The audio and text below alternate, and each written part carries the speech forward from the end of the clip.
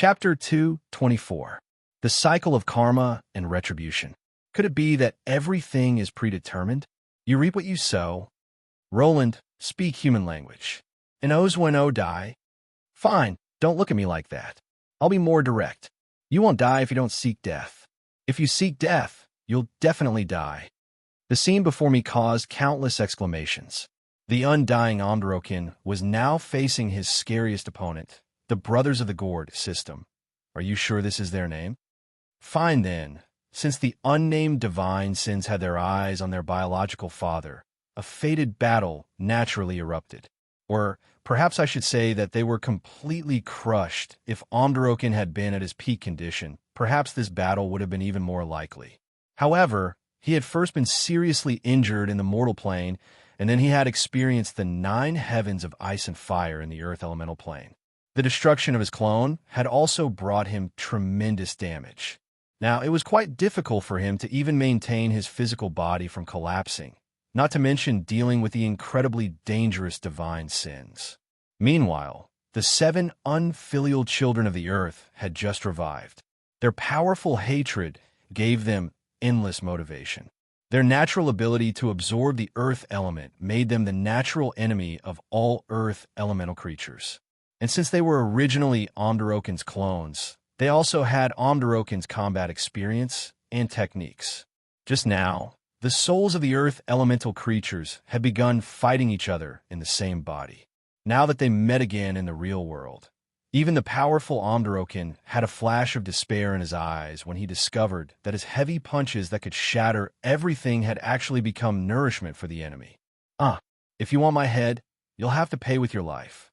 But right after that, Omdrokin raised his head and roared angrily, exploding forth with the viciousness of a warrior. But no matter what he did, it was all meaningless. What happened next was destined to be a duel without any suspense. Or perhaps it should be called a meal. Even his attacks were ineffective. Just touching his physical body would cause it to be stolen away. What else could he possibly do? In just a single exchange, Omdrokin was pressed to the ground, and then Armageddon arrived prematurely. The 7 abominations opened their bloody mouths and began to taste their ancestors' bones and flesh. They instinctively perfected the parts that they lacked. The stolen earth elemental constructs weakened Omdrokin, and he wailed as he watched his own doomsday. After Omdrokin devoured more than 30 of his descendants, it was now his descendants' turn to devour him. Divine abomination, unnamed, a divine abomination created by the earth elemental god Omdrokin, currently evolving. Known abilities: earth elemental absorption, negative divinity. System evaluation: if you can't find a way to deal with them, just run. I'm telling the truth. In the earth elemental plane, even a true god might not be a match for them. The system's evaluation was quite appropriate. Cade had even stopped chanting the forbidden spell behind his back. Even if he had to risk elemental backlash, he had to hurry up and lead his team away. I glanced at the former earth elemental god, who was currently being punished by fate. I hesitated for a moment before coming to a decision. Let's retreat first. Everyone, please wait a moment. But just as I made up my mind to retreat, Renee suddenly stood up with an embarrassed expression. Even she hadn't expected that things would end up like this. It's as if I can control them. What? Everyone's expressions were filled with astonishment. Controlling divine abominations? This was something that no one had ever heard of before. If divine abominations could be controlled, how could they give even true gods headaches? Seeing our expressions of astonishment, Renee was also panicking. Everything she had done just now had been in a daze. She was actually quite uncertain herself. Previously, when I connected with them, there was a line in the prayer. I, Renee Cheen Mist, agent of chaos, shall give you one last chance. Become my slave in exchange for a chance for revenge. They responded to my summons, which means that the contract should be established. I should be able to control them, probably. Can you control them now? Command them? Are you sure? Although the contract had already been established, divine abominations were far too dangerous. Even demons wouldn't dare to provoke them. They were truly untrustworthy. Even though I had Shadow at the time, I didn't dare to use it. Apart from being afraid that the true gods would see me and kill me, I was also afraid of being devoured by them. I've done some research on divine abominations. They're basically impossible to communicate with. Are you sure that they understand what a master-servant contract is? If you walk over, they won't treat you as a snack. Closing her eyes and lowering her head, Renee entered a state of meditation. She was checking the contract connection between her and divine abominations in an attempt to control them. But soon, she opened her eyes with a face filled with fear. These life forms have no intelligence at all. They instinctively hate everything and want to tear apart everything in front of them. At most, I can only command them to destroy someone, but I can't control them to not destroy someone. Damn it, this was indeed the result. But it was already much better than I had expected. Can you order them to enter a deep sleep? From my experience controlling shadow, divine abominations all acted on instinct. They would be able to understand orders like eating, sleeping, and attacking. Let me try. Renee closed her eyes again, but this time she had a delighted expression. Not right now, but it should be possible once they're full. Everyone finally heaved a sigh of relief when they heard this. The fact that such a powerful Omdorokin had become food so easily gave us a tremendous amount of pressure. Retreat as usual. Hurry, hurry, hurry. We can't guarantee that they won't eat a moving target after they finish their main meal. Renee, as soon as they finish eating, immediately order them to enter an eternal sleep. Camderon, if the sleep is successful, hurry up and notify all the Earth Elemental Lords to stay away from this area. It's best to create an isolation zone so that they can enter an eternal sleep. Upon hearing this, Renee pouted. She seemed to be displeased with my arrangements. Can I take one of them with me to the mortal plane? They're all so powerful, so they should be quite helpful. Don't even think about it. There's only one possibility for a divine abomination to enter the mortal plane. True gods will descend to the mortal plane, surround you, and then crush you to death. Even if you successfully hide one, something will happen to a life form that only knows how to destroy. Renee instantly became depressed. Her expression was just like that of a child whose candy had been stolen from her. It's possible to borrow a portion of their power. I remember that Caro has partial spatial summoning techniques, but that'll take time to research. Let's not waste any more time and hurry up and retreat. Renee, you go first. The moment I said this, Renee nodded and turned around to leave. However, everyone else paused in surprise as they understood what I was implying. Roland, you're not intending to retreat with us? Amelia was rather hesitant. I still need to go to the elemental throne to collect some materials. You guys know. Let's go together. That's Omdorokin's home, after all. It'll be safer there. There's no need. It's just collecting materials. It's a small matter. You guys go first. Your power waves are too obvious and will attract the attention of the Calabash brothers. Marguerite stepped forward as if she wanted to say something, but Adam stopped her and walked in front of Amelia, acting as the leader. All right, we'll go first. Come back as soon as possible. I nodded and stomped my foot.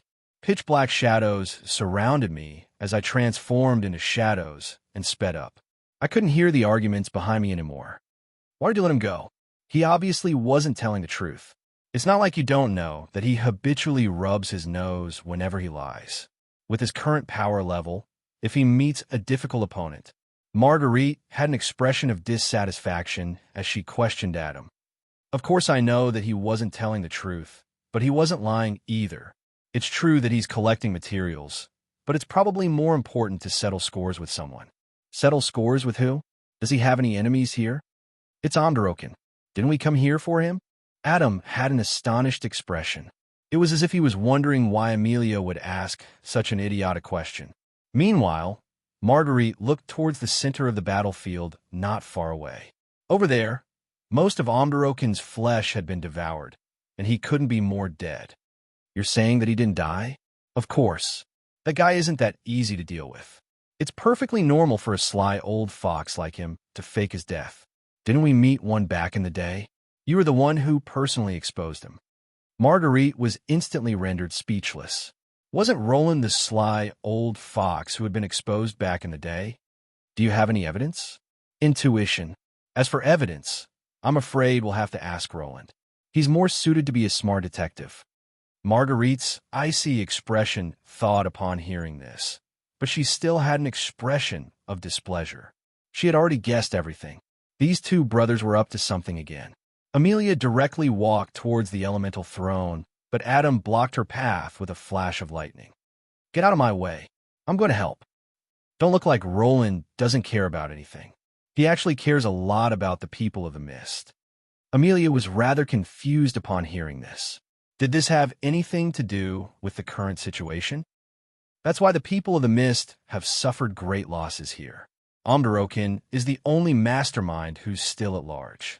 How could Roland possibly take this lying down? Now, do you know why he went alone? One-on-one revenge? That's so stupid. Adam shrugged helplessly. I'm sorry. Sometimes, men are just such stupid creatures. He probably won't be able to sleep at night if he can't personally kill the murderer and give the dead an explanation. Amelia instinctively bit down on her fingernails as anxiety appeared on her face. However, Marguerite suddenly comforted her. When have you ever seen Roland suffer a loss? He's so sly. How could he possibly die for nothing? Since this is a battle that Roland has long since prepared for, he should be the one to worry about.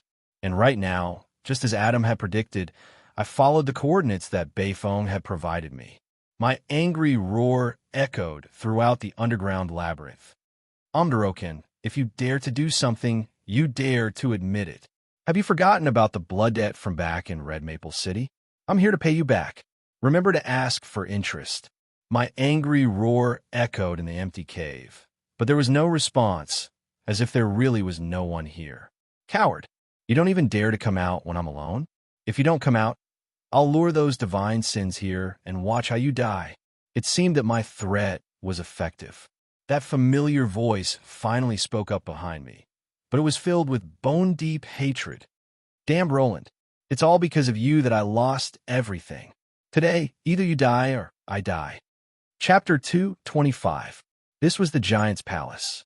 The gigantic purple gemstone door was large enough for a Titan giant to pass through. The ceiling was so high that it seemed like it was in the clouds, and several dragons could fly in the air. Even the tiles on the floor were made of rare white jade. The murals on both sides of the palace depicted countless mythical stories and legends. They depicted scenes of epic battles, where the enemies were incomparably powerful. There were ancient true gods, legend-ranked demons, and countless extinct creatures that couldn't be identified. The giant character who was stepping on loan to was the master of this palace, the Earth Elemental God Omderokin. The former Earth Elemental God had been one of the most powerful ancient gods. In the eyes of all the undying, this legendary name represented the endless years in the past, as well as many legends. Many generations of true gods had fallen and risen, yet the Earth Elemental God was still alive and had left his mark in history. This was the best evidence of his power. Countless years had passed, and Omderokin had transformed his home into a glorious and holy palace. In the past, this place would be filled with loyal servants and worshippers who would travel thousands of kilometers to worship him. Omderokin would sit on his throne and look down on all living beings. But now this place was completely empty. The only visitor was standing in the middle of the plaza, but he was just like an ant in the palace. But he was still an unmistakably unwelcome guest, as well as the most dangerous challenger. Omderokin, come out. I know you're hiding here. If you don't come out, I'm going to smash the elemental throne to smithereens. How did you know that I wasn't dead? A familiar voice echoed in the hall. The suppressed words were filled with anger and hatred. He had been forced to this corner from his glorious days in the clouds, and it was all because of the ants in front of him. How could he not be resentful and hateful? His angry questions were like thunder, but I directly ignored them. I didn't have any intentions of nagging and giving my opponent a chance to counterattack. Actually, I knew from the very start that he wouldn't die just like this. The title of the oldest and most powerful elemental god wasn't just for show. When our faction had an overwhelming advantage, and Omdaroken still hadn't shown himself, I could already guess what he would choose. Pretending not to notice and secretly making preparations? You want to win without a fight? You're asking me how I came to this conclusion? Because if I were in his shoes, I would do the same. When one's strength was at its lowest, when faced with an enemy with ill intentions, the chances of winning were less than 20%. Naturally, one had to find a way to avoid this battle.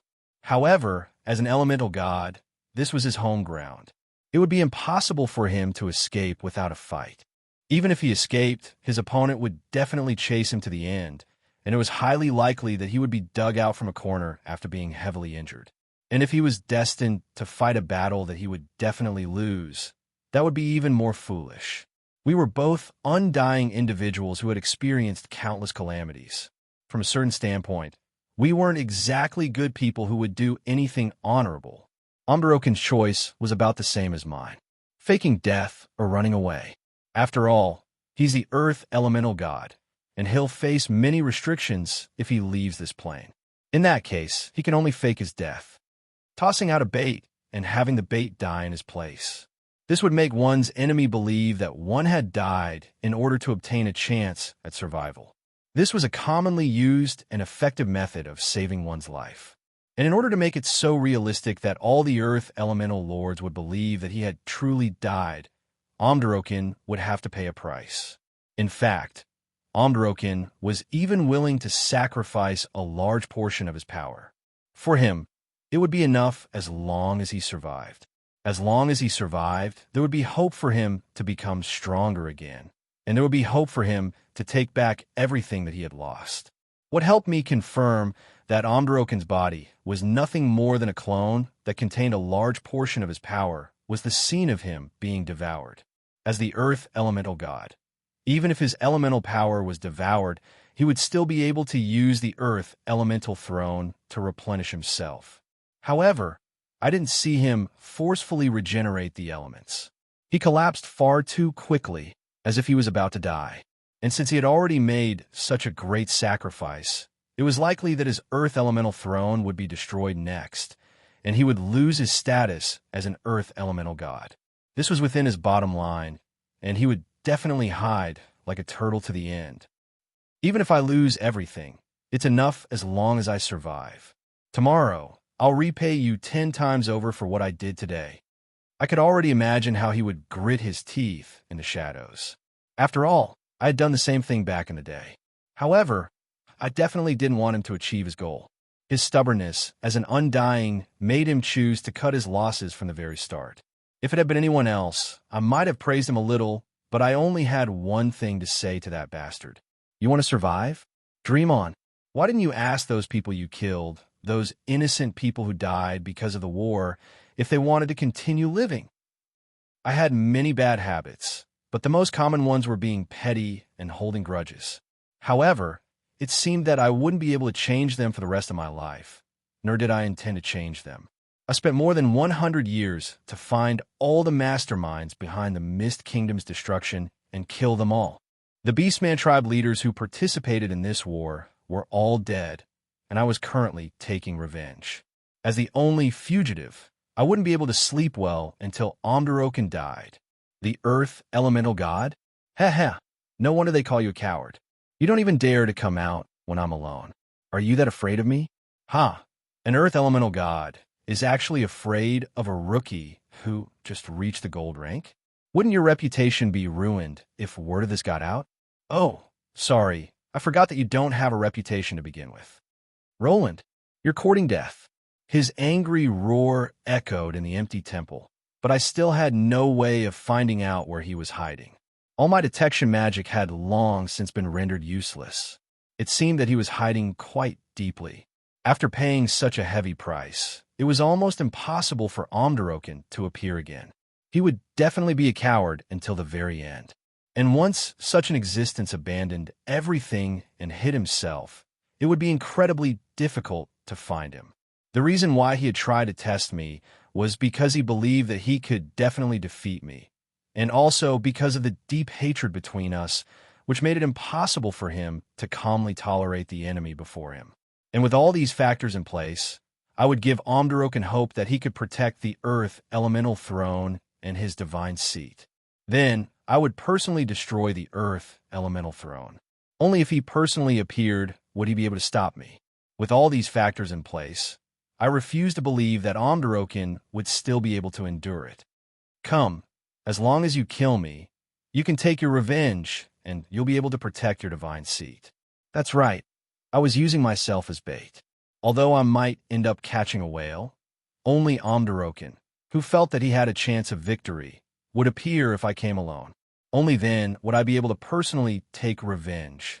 The moment that he spoke, this battle was destined to be a fight to the death. He wasn't revealing his true body yet, which was only because he was testing me to see if I had any ambushes. Fine, if you don't come out, I'll destroy the Earth Elemental Throne right now, and you can sleep forever.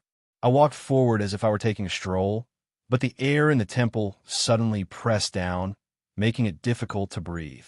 I suddenly laughed. A sneak attack? You've finally taken the bait. I viciously stabbed my pale justice holy sword into the ground, causing ice to instantly cover the entire surface. The sound of pain coming from underground was so pleasing to my ears. That brat had finally taken a bait. Brat, I found him. Not only is he underground, he's everywhere. In a way, we're all in his stomach. Harlow's reminder surprised me quite a bit. Wasn't the person below actually Roland himself? But soon, a more detailed explanation reached my ears. He should have split up his concept of existence and put them into different murals. Only when they're all pieced together will he be a complete Earth Elemental Son. This is the equivalent of forcefully splitting up his own soul and power. Not only will his power level be greatly reduced, he'll also suffer pain as if his soul is being torn apart. It'll be worse than dying over and over again.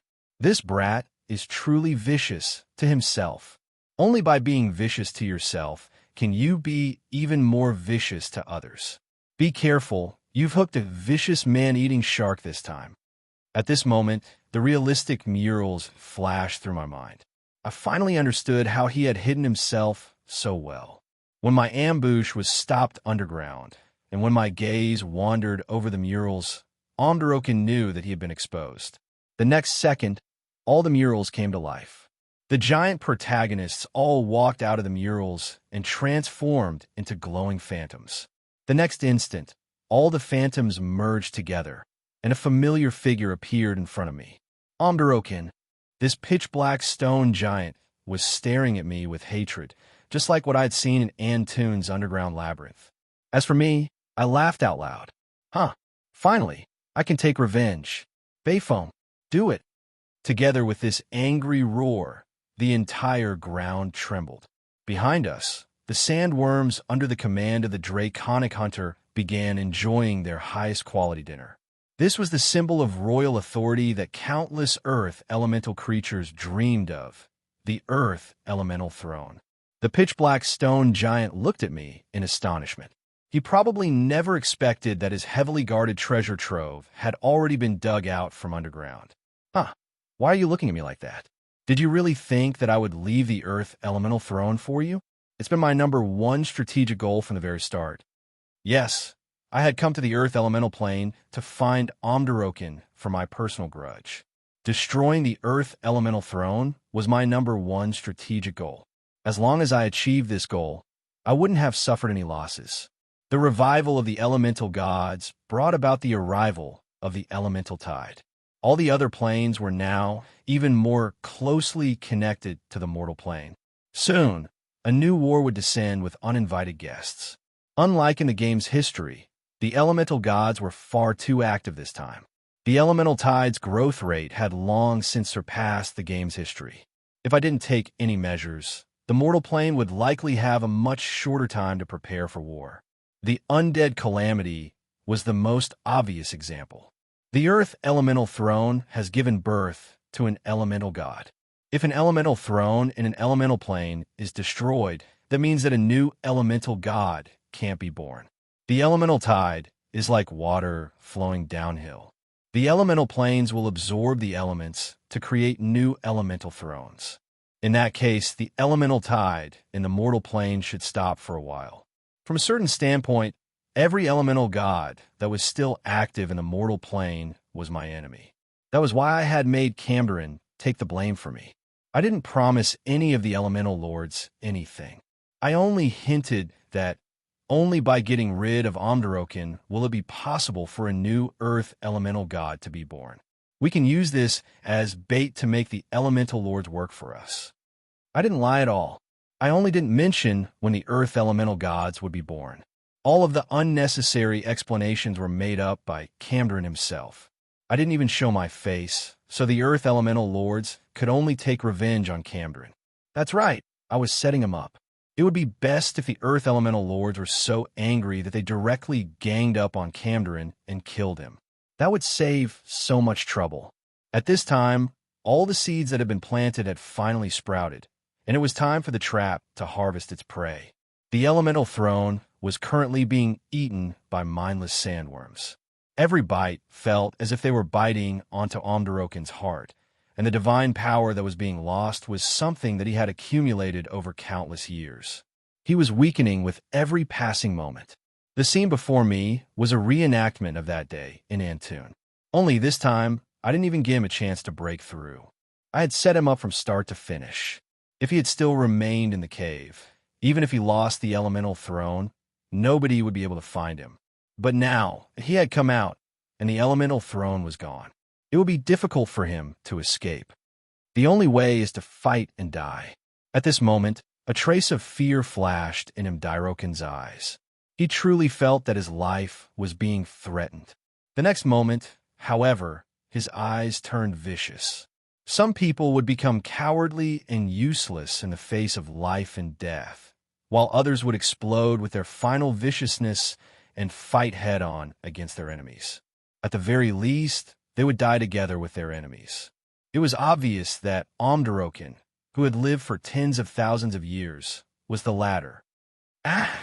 Along with a loud roar of anger, the glorious, holy temple collapsed. Omdaroken had already retracted all of his power.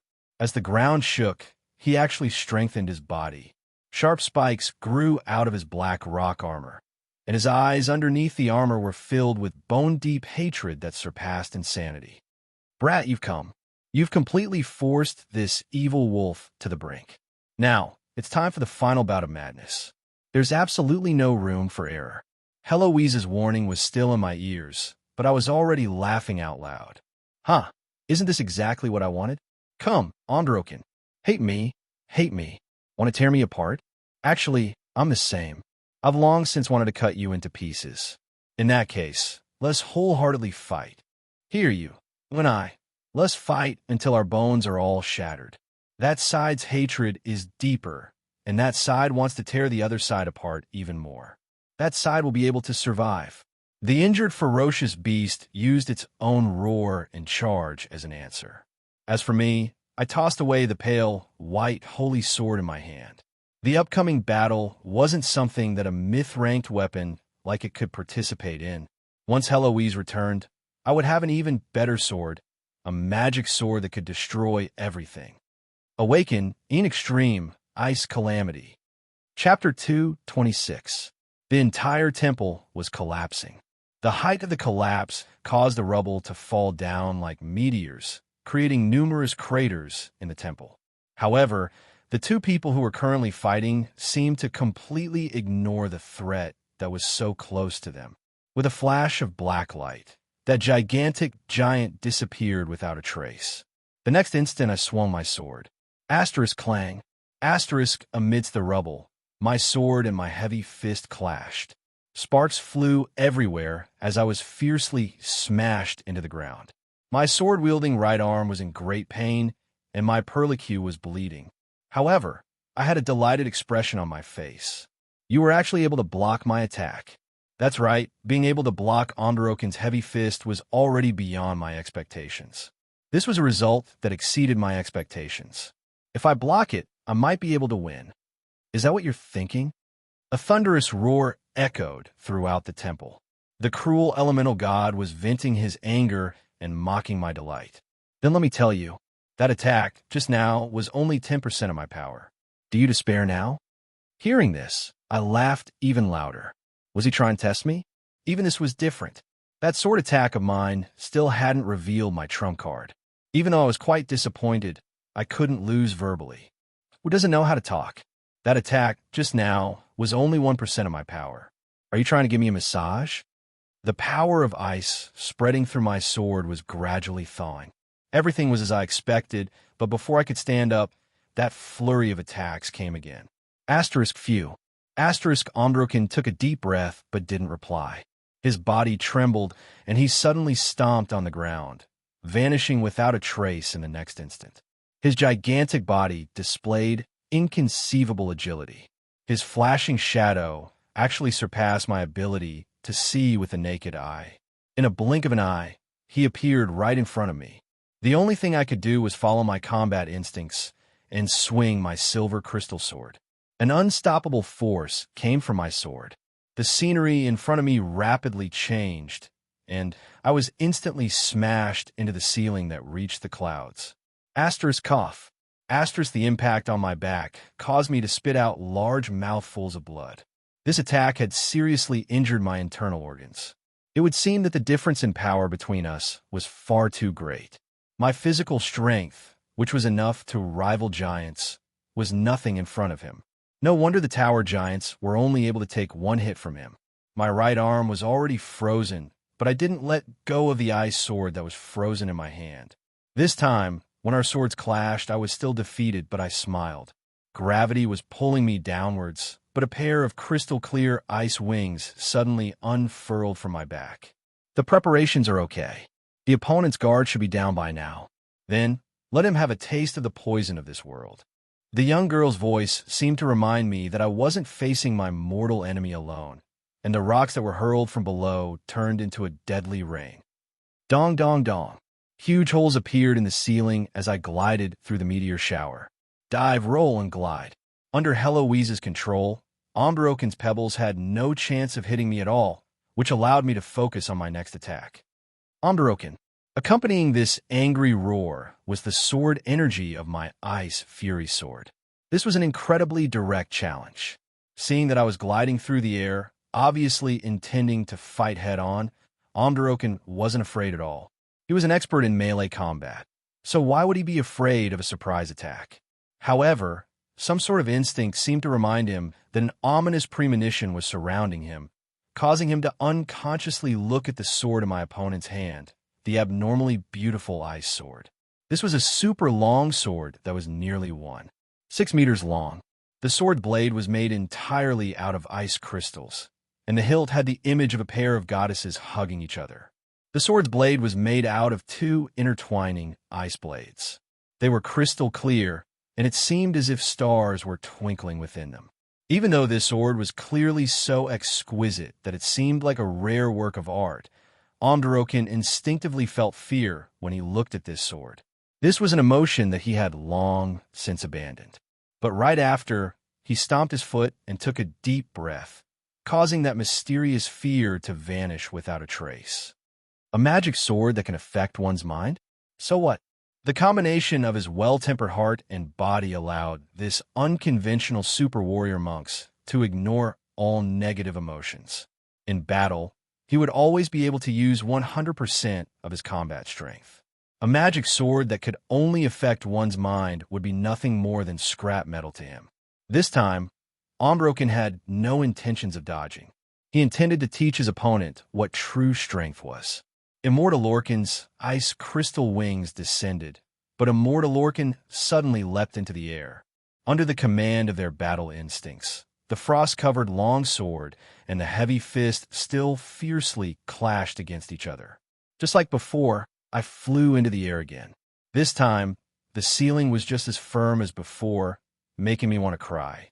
However, I used my sleeve to wipe away the blood that I spat out as I looked at my opponent and smiled in delight.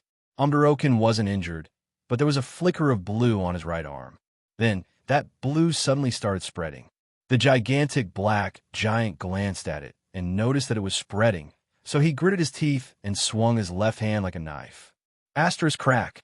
His entire right arm and right shoulder fell off and transformed into a block of ice that shattered on the ground. However, strangely enough, nothing happened at all. However, Unbroken wasn't affected at all. Back in the immemorial generation, he had lost limbs more than once or twice against powerful enemies. All he had to do was absorb the earth element to regrow his limbs, so it wouldn't hurt at all. However, he was quite displeased that he had been tricked, which was why he glared at me angrily. "Idiot, you only know how to use useless tricks." Before he even finished speaking, his angry glare transformed into astonishment and disbelief. What did you do? Why can't I regrow my limbs? Why? This is impossible. What did I do? I didn't do anything at all. It's just that this ice sword of mine isn't so easy to deal with. This is my strongest sword. What did it mean to be strong? Was there such a thing as being the strongest in the world? Every existence would have such doubts as they grew up. Even if they relied on their strongest understanding, they would still walk down different paths. On the path of becoming stronger, the natural world's evolution and the cultivation of the strong were actually the same thing. If you believed that sturdy defense was the best, perhaps you would wear heavy armor or grow a sturdy shell.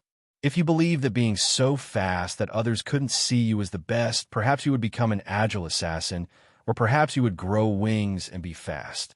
True top-level existences were impossible to replicate. Their understanding of strength would condense into their own path. Only a sturdy physical body and the best physical techniques will be able to deliver the strongest punches. Immortal Orcan was incredibly strong. He abandoned all those fancy and extravagant elemental magic and focused wholeheartedly on the mastery of physical power. He transformed all the elemental power into the physical constitution of his physical body, increasing his physical power, which was already at the peak of the world. Then, he learned the combat techniques of other weak life forms and used his most practical talent powers to evolve his physical combat ability to the extreme. To be honest, when I saw Immortal Orcan's heavy fist shatter space, I knew that if we only fought hand-to-hand, no one would have the confidence to defeat Immortal Orcan, even if he was currently covered in injuries, even if his power level wasn't even 10% of his peak. Sword Saint, Unbroken's combat experience and techniques were far superior to any so-called human sword saint.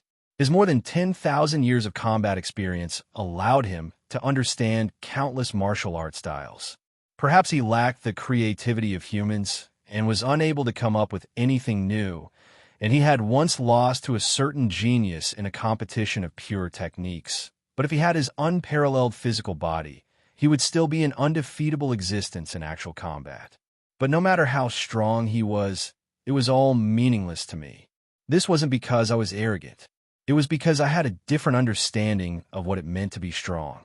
So-called strong is nothing more than an unbreakable sword, irresistible attack, an unbreakable shield, irresistible defense, and a strange attack method that's difficult to dodge, incredibly difficult to defend against.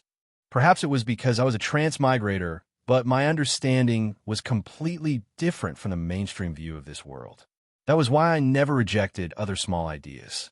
As long as they could be of help to me, I would try to learn them and incorporate them into my own system. If Omdorokin was the representative of single-mindedness and walked the path of strengthening one's advantage, then perhaps my path was the representative of multi-mindedness. Perhaps I'm no match for Omdorokin in certain areas, but I'm able to find the perfect combination of power to counter Omdorokin's power and use my own strengths to attack Omdorokin's weaknesses. Is Omdorokin really strong? Indeed, but his attack method is obviously too simple. In that case, a shield to counter and defend against Omdorokin's advantages, and a sword to cut through Omdorokin's sturdy defense would be more than enough. I don't need to suppress Omdorokin's strengths. I only need to defeat Omdorokin. So-called strong is just enough power to defeat Omdorokin. And right now, I just happen to have a magic sword that could easily cut through Omdorokin's defenses. Ice Calamity. This was an incredibly dangerous magic sword. In fact, it was so dangerous that I didn't even dare to use it in the mortal plane. The reason? Just like the 7 Calabash brothers, Ice Calamity's power originated from shadow, an incredibly dangerous divine sin. I didn't want to enjoy being surrounded and attacked by all the gods. But after Ice Calamity combined with Heloise, who had the ability to transform into a blade, I finally grasped this incredibly frightening double-edged sword. Ice Calamity's cold flames of despair also became my power. Come, Androkin, what will appear when it's cold to the extreme? My crystalline ice sword sliced through the dazzling light of the Milky Way. The arc-shaped sword light actually slashed out with blue flames. This wasn't any kind of mixed magic. It was simply the gathering of pure cold. This was the divine sin of ice's ability that even the gods feared. When things reached an extreme, they would move in the opposite direction. When it was cold to the extreme cold would actually condense into the form of flames. But just looking at the slowly burning ice flames made Amdarokin feel like he couldn't breathe. It was as if the ice flames were still spreading on his arm, and the Grim Reaper was circling around his neck. If I hadn't cut off my arm just now, my entire body would have likely been frozen over for all eternity. This was a divine sin's curse on the world. Shadow's natural talent ability was to bring all objects into his body's extreme low temperature, absolute zero. At such an extreme temperature, matter wouldn't appear as liquid, solid, or gaseous. Instead, it would appear as a single superatom. This superatom would appear as a single entity. It would stop, and freeze. It would simply exist. At absolute zero, all energy would vanish, and all consciousness would enter hibernation. Only its existence itself would appear as if time itself had frozen. Of course, Amdarokin's arm wouldn't be able to regenerate. His arm would still exist in concept, just that it would be frozen. Just like how it was impossible for a human to have 3 arms, he would never be able to regenerate his arm unless he destroyed it. This was a poison of the world capable of freezing everything. It was a poison of time capable of stopping the most basic dimensional laws of the world, time itself. This was also why I was so afraid of Shadow. If Shadow directly spat out a mouthful of ice flames at me, I would probably be able to sleep until the end of the world. It was impossible for me to be immune to this ice flame. I was able to use it because I had an even sturdier shield that was more than enough to resist the world's poison. Since even time could be frozen, how could there possibly be an existence in this world that could defend against them? Yes, this world didn't have such an existence, but that didn't mean that there wouldn't be one in the new world. Phew, this really is the coldest ice. My hands are so cold that I can't feel them anymore. Damn it. Even though I was in the scorching hot earth elemental plane, I was still screaming out loud, as if it was winter. My new world's coldest ice had already frozen over my arms. Although it was said to be the coldest, it actually wasn't much different from the ice in this world. And since I defined it as the coldest ice in the world, then even the divine sin's freezing flames wouldn't be able to lower the temperature of this ice. In that case, my hands would be safe. Of course, there was no way to prevent frostbite afterwards. This was the creator goddess' special ability, the indestructible armor that I had prepared for myself. Was I wrong? It should be indestructible, not indestructible? Aha, you'll soon find out. The calamitous ice sword suddenly stabbed into the ground, causing the familiar frozen earth to appear around me once again. Amdarokin, welcome to my world, frigid winter earth. You actually dare to challenge the creator goddess' special ability? You maniac. His angry words came to a sudden stop. The ice suddenly covered me and transformed into a heavy armor of ice. Meanwhile, the dangerous ice sword's blue flames suddenly burned fiercely, turning me into a flaming man. This is a nightmarish opponent. You actually dare to wear such a thing on your body? The power of a divine sin, the creator goddess' special ability. You're an even crazier heretic than I am. You're opposing all the true gods. You're challenging the most basic order and natural laws of this world. My evaluation of my opponent kept rising, but seeing this scene, I knew that I had still underestimated my opponent. My opponent was completely unreasonable. For the first time ever, Amdarokin lost confidence in defeating my opponent. From a mere human that I looked down on to an opponent that could threaten me, from a maniac who was challenging the creator goddess' special ability, I was probably completely insane. For the first time ever, Amberokin saw his own future. For the first time ever, he regretted making such a troublesome and dangerous mortal enemy for the sake of a few mortals. How could I possibly miss that trace of regret and fear as I was protected by my ice armor? And so, I smiled in satisfaction. I had already covered this entire area. After a long preparation period, my winter lands had already descended upon this area. The next instant, I dragged Amberokin into this ice plain as well.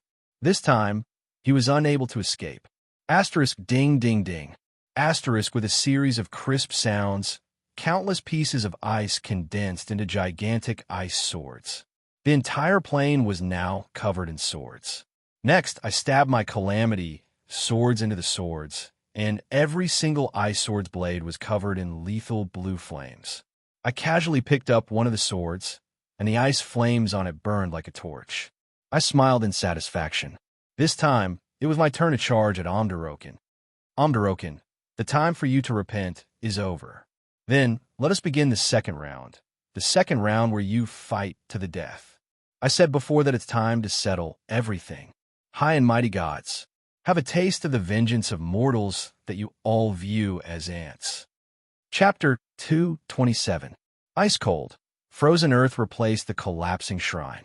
As the enemy of this world, Amberokin was now viewed as an enemy by the entire world. Icicles would suddenly rise, ice storms would descend without any warning, and even a rock that he accidentally kicked would end up landing on his head. When the world was filled with hostility toward him, it also seemed to be treating him as an enemy. This wasn't something I intentionally created. It was simply because I, the creator of this world, viewed him as an enemy. This world naturally expressed its anger. Although this wasn't a life-threatening threat to him, in a world filled with hostility, he would need to be careful not to trip while walking or choke to death while drinking water. His current world wasn't complete, and the only element that could be affected was ice and snow. Perhaps it wouldn't be a threat to immortal Orkin, who had already created his own world, but it was difficult to avoid the hostility and attacks that would distract him. Damn it!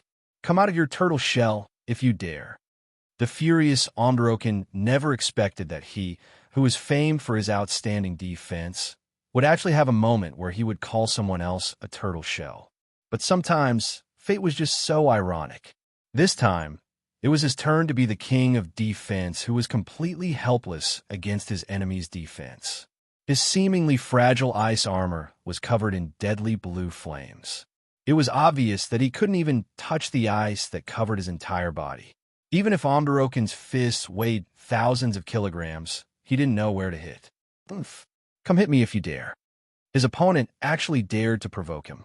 Only now did he regret that he hadn't put more effort into strengthening his earth magic.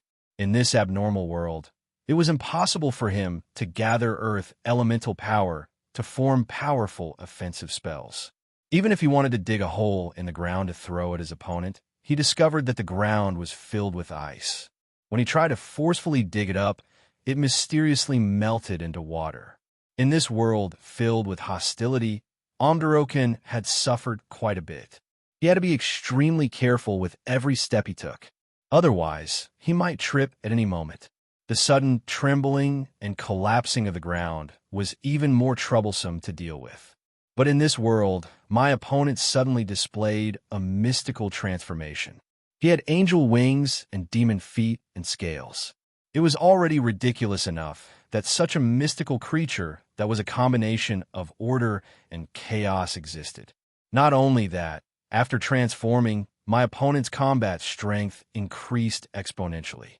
The surrounding ice and snow turned into icicles in his hands.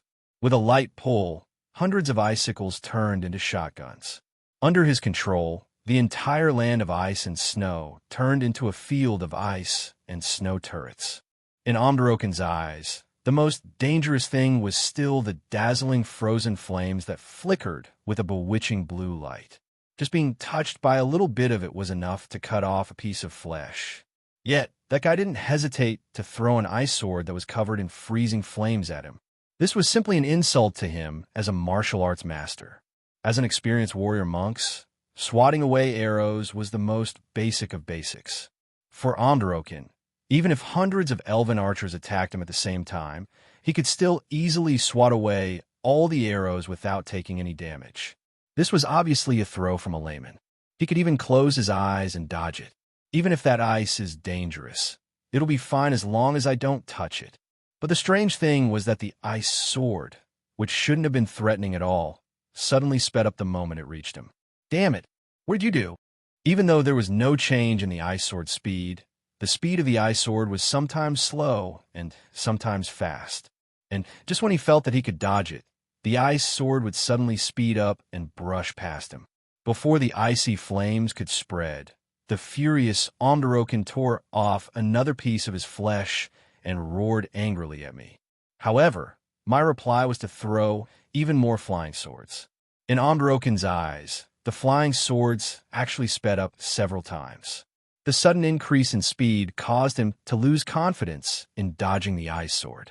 He leaped up and dodged the ice sword, but unfortunately, the ice sword still managed to hit him. Misjudgment? All kinds of acceleration have signs. It's impossible for me to misjudge. In that case, it's not that the ice sword sped up, it's that I've slowed down. Immortal Orkin's angry roar seemed rather comical in my eyes. In my ears, his roar had already transformed into a "I'm... That's slowed down. What did you do?" comedy. Not only his voice, even his movements were like an old movie being played on a broken CD player. He was sometimes slow and sometimes fast. At this point, he was already deeply poisoned. Part of his existence and concept had already been returned to zero. Absolute zero was a concept unique to the mortal plane. At that temperature, even the tiny ions that made up matter would stop moving, and all energy would return to zero. That was why it was called absolute zero. But in this world, what made up matter weren't atoms, molecules, or other basic particles. Instead, it was basic elemental units. And the so-called absolute zero temperature of minus 273 degrees Celsius was actually quite easy for ice grandmasters to reach. In fact, there were even creatures that could live freely at minus 500 degrees Celsius. However, divine sins were just that abnormal. They didn't create low temperatures. Instead, they guided the basic elemental units that made up your body to the lowest point possible, reaching a state that was theoretically impossible to achieve. In the world of Aichi, which didn't even have the concept of absolute zero, such an existence shouldn't have been born. Frigid Maw is a symbiotic existence of souls. Did he obtain this concept from me? Every abomination was an error of the world. If this error were to spread and lead to a chain reaction, the entire system, world, might die, perish. This was also the reason why abominations were viewed as public enemies. Obviously, directly using ice flames in the mortal plane would be suicidal. However, I had also found other ways to use this ability. A small amount, so small that it's impossible to detect. Use normal ice to envelop it, dilute it, and let it slowly flow out, just like how milk is mixed in a coffee. After my ice chill evolved into death chill, and with the addition of these additional effects, I finally reached the peak after my second evolution. Hibernation chill. This effect is added to any ice elemental attack. Every attack will slow down the target's speed by 1%. This effect can be stacked and cannot be avoided. But if you stop stacking, this effect will automatically disappear after 10 minutes. This seemed like a rather useless ability, and it was even worse in general usage. However, only those who truly tested it would know how terrifying it was. This slowing effect was actually the process of guiding the target to absolute zero. During this process, the target wouldn't notice at all, but the effect had already taken effect. The target would now be isolated from the normal timeline of time. Your senses and reactions have all unknowingly slowed down. For a warrior, slowing down their reactions by 0.1 seconds is already fatal. 0.1 seconds is enough to kill them. Not to mention that you've already been slowed down by more than half in your current state. Right now, you can feel that the flow of time in the outside world is sometimes fast, sometimes slow. This means that your physical body's perception of time has been completely destroyed. No, I should say that you're already living in your own time. Although I said this, Omdarokin still had a confused expression. This final test proved that he was already deeply poisoned. Perhaps my word were nothing more than high-speed noise in his ears. "What are you doing? What are you saying?" I chuckled. If the explosive ice chill of calamity was a venomous poison that could instantly kill someone, then this hibernation chill was a slow poison that would make someone fall into eternal sleep without them even realizing it. The first time he was hit by an attack that was infused with ice chill, his sense of time was already messed up. 1 second too fast, 1 second too slow. For warrior monks who had such a strong sense of battle rhythm, this was definitely a fatal injury. Later on, he even foolishly tried to block the arrows with his bare hands. That 1 second of mistake was a mistake. 1 arrow, 2 arrows, several dozen arrows. Omdarokin became a target for arrows. It was also thanks to his ruthlessness that he dug himself into the ground. However, even though he eliminated the instant death effect of the ice chill of calamity, the effects of the hibernation chill had multiplied even more. By now, his sense of time was probably 3 times slower than a normal person's. In other words, my 3 seconds were probably only 1 second in his eyes. This was already the result of his astonishing magic defense. But since things had already reached this point, the rest was quite simple. I spread my wings.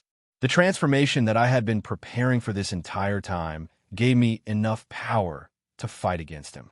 Now that I was like a trapped tiger in a cage, all that was left was the final harvest. Asterisk snap. Asterisk with a snap of my fingers, the freezing flames on my ice armor disappeared without a trace.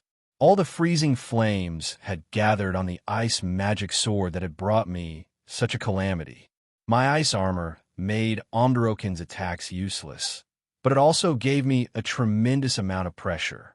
The coldest ice stuck to my body, and my body was already weak from losing a lot of blood. The rapid loss of body temperature caused me to lose all feeling in my limbs. The loss of body temperature and stamina made me dizzy, and I had a splitting headache. Even if I removed my ice armor right now, being covered in frostbite would be the best possible outcome. The thing that gave me the greatest pressure was still the freezing flames on my ice armor. After all, it was only the coldest ice and not the hardest ice. It was impossible for me to create the hardest ice. If Omdarokin went all out and tried to take me down with him, it would definitely shatter in a single blow. It would be fine if it only shattered.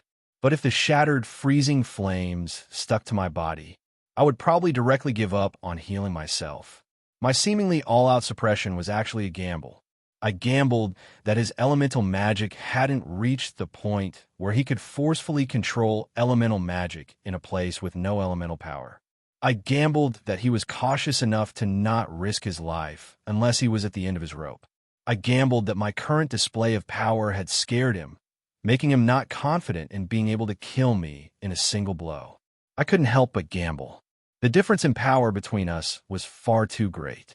Even if I used all of my schemes, the difference in power was still too great. I still gambled on the final missing piece of the puzzle. I saw it. I won the gamble. Omdarokin would hesitate, dodge, and search for an opportunity to counterattack. However, this was exactly what I wanted. I needed time for the hibernation chill to accumulate. Although the flames on the surface were dangerous, they wouldn't kill many people. The seemingly gentle pool was actually filled with the corpses of countless skilled swimmers. And now, the moment that Omdarokin gave up on the chance to risk his life, he had already lost his only chance at victory. Now that things had come to this, I wouldn't give him the chance to die together with me. I took a deep breath. My ice armor had already shattered into ice shards. They would only hinder my actions in the upcoming battle. I spread my wings, got close, and swung my sword. This time, there was no clash of sword and fist. Omdarokin wasn't going to wait for his death. Since he reacted in advance, he was 2 seconds faster than me.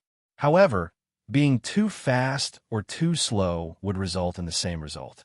His fist missed, while my heavy sword, infused with the hibernation chill, viciously slashed at his remaining arm. The blue color spread once again. Asterisk crack. Asterisk despair flashed in Omdarokin's eyes. Omdarokin was truly ruthless. He actually directly bit off his own arm.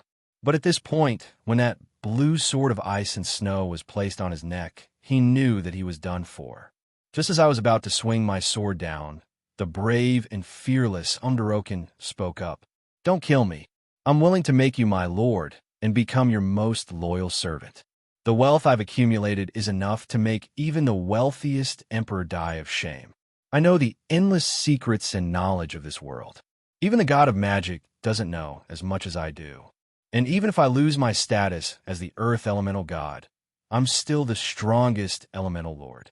My power level is definitely not weak. As long as I have enough time, I'll become even stronger. Killing me won't bring you any benefits, but becoming your servant will bring you endless wealth."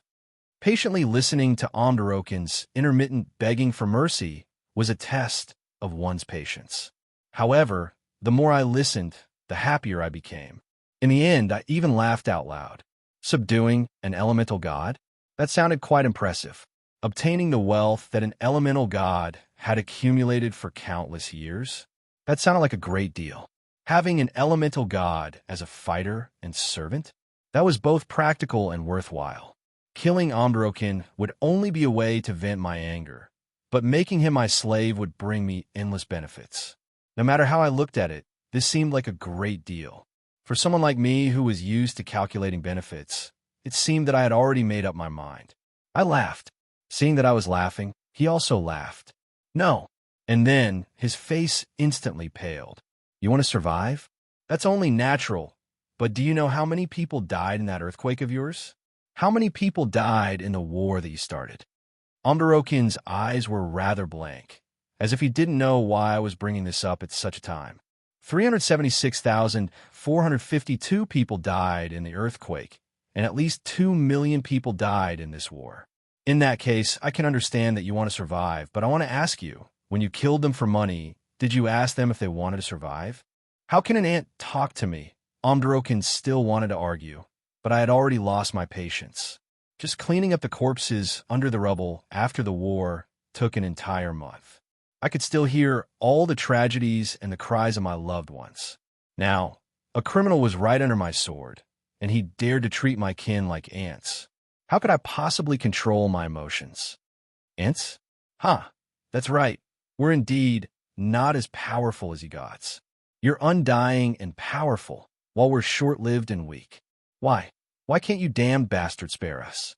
Why is it that even though you're clearly so powerful, you always drag us mortals into your battles as cannon fodder? We people of the mist only want to live in peace. Why do you have to repeatedly destroy our home? It's been like this for more than 300 years, and it's been like this for more than 200 years, and it's still like this here. You're forcing our country to collapse, and our people to live in constant danger. Do we people of the mist offend you? Can't you noble gods have some kindness? If you want to fight, go fight by yourselves. Don't drag us into suffering, all right? Why can't you spare us? Why don't you go fight that damned holy war by yourselves? Why do you foolish existences have a right to be called gods? Why don't you repent even now? Are mortals nothing more than ants that you can casually stomp to death in your eyes? We're humans, not ants. My angry roar was still echoing in this space. Countless echoes were growing louder and louder. The wind was howling, the icebergs were roaring, and the plains were echoing. Their angry roars represented the will of the entire world. Every voice was angrily questioning Omdarokin, but he still didn't repent at all. As long as you spare me, I'll make it up to you. I can understand your anger at the loss of your wealth. As long as you spare me, I'll make it up to you 10 times the amount you lost. Besides, mortals live quickly, very quickly. That's right, in their eyes, mortals were nothing more than ants that reproduced incredibly quickly. Dying in battle for the gods was a supreme glory to begin with. What did their own lives matter to them? And so, I laughed out of extreme anger. And so I swung my sword down. Sword light flashed, and that noble god's head flew into the air. The eyes of the fallen head were still filled with disbelief. But I raised this head that was currently turning into stone and declared to the entire world that I had fulfilled my oath. I, Roland Mist, swear that no matter who you are or how noble your status is, as long as you dare to trample on my people's territory and kill my people, no matter where you hide, I'll find you and kill you. Forgive, never. Forgive, never. Chapter 228. The severed head transformed into pitch-black rocks that gradually began to corrode. The parts of the head that were covered in eternal ice were also too dangerous for me, so I could only leave them here. The nightmarish stone giants finally collapsed. What followed was a storm of earth elemental energy. They wailed in sorrow and sang loudly. Unbroken has died. This dimension has lost its master. The earth elemental tide furiously spread this news. After losing the earth elemental throne and elemental god, the earth elemental plane's dimensional door lost its barrier. The earth elemental tide that had always transported elemental energy to the other planes actually began to flow backwards, causing a violent sandstorm to sweep across the entire plane. This was the final madness. At that moment, all existences at the semi-god level and above received the explosive news that an elemental god had died. The earth elemental plane and elemental god's position were now empty. He was currently searching for a new master. Unbroken is truly dead? Completely dead? It had been far too long since an elemental god had died.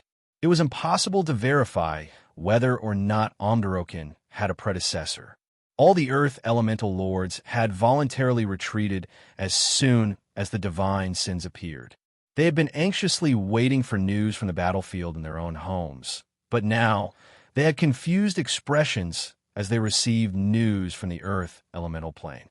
Then they were filled with extreme joy. This mountain that has been pressing down on me for tens of millions of years has finally fallen. I can finally ascend to the top. But right after that, I received another piece of news that made me not know whether to laugh or cry. The earth elemental throne had completely collapsed, and the earth elemental tide in every plane was beginning to flow backwards. A new earth elemental throne was currently being formed, and a new elemental god would likely only appear after the earth elemental throne was formed. Setting aside the earth elemental lords who were feeling all sorts of emotions, the ones who were the most unable to accept this would probably be the wind elemental god Camderin and the water elemental god Alos. Enemies were usually the ones who understood each other the best. They knew how powerful Immortal Lorcan was, and when they found out that Roland, who was only at the gold rank, actually went to fight Immortal Lorcan alone, although they didn't say anything on the surface, in their hearts, they had already regarded Roland as a dead man who overestimated himself. In their eyes, no matter what achievements Roland had achieved in the past, it was just a flash in the pan of a mortal. In the end, it was only a temporary glory, a fleeting cloud. Rookies were always the center of attention, but only evergreen trees were worthy of respect. In their long years, they had seen many heroes with astonishing talent and omnipotent geniuses, but the immortals who could live for thousands or even tens of thousands of years were always few and far between. To them, those who lived to the end were the ones who were truly worthy of respect. The Eagle of Asolo? I think I've heard of him before. He was famous around 3,000 years ago. What a pity! It seems like he died of a sudden plague. Mortals are too weak. They die hundreds of years after taking a nap. Indeed, they had the right to be arrogant. Far too many heroes who suddenly rose to power died at an even faster speed. But for these ancient existences, there was only one type of existence that they absolutely had to respect, and that was someone who had also passed the test of time and defeated the strongest among them. Unbroken wasn't easy to deal with. This was the irrefutable evidence that countless people had sacrificed their lives in order to defeat him.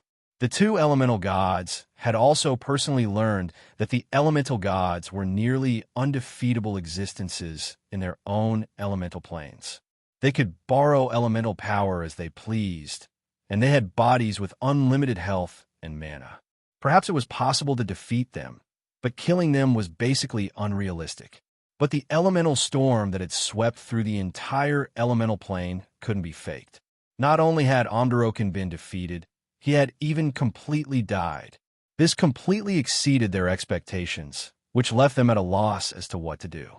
Although their goal was to eliminate this huge piece of metal that was an eyesore, no matter how many preparations they made, a voice in their hearts kept telling them that killing him was impossible. It was enough as long as they didn't fail again. As long as we can seal him, no, as long as we can heavily injure him, it'll be enough for him to recover for a few more decades. From a certain standpoint, Amdarokin, who had been able to suppress the other 3 elemental gods for countless years, was indeed amazing. It was likely that the elemental gods' countless battles against him had left a shadow in their hearts.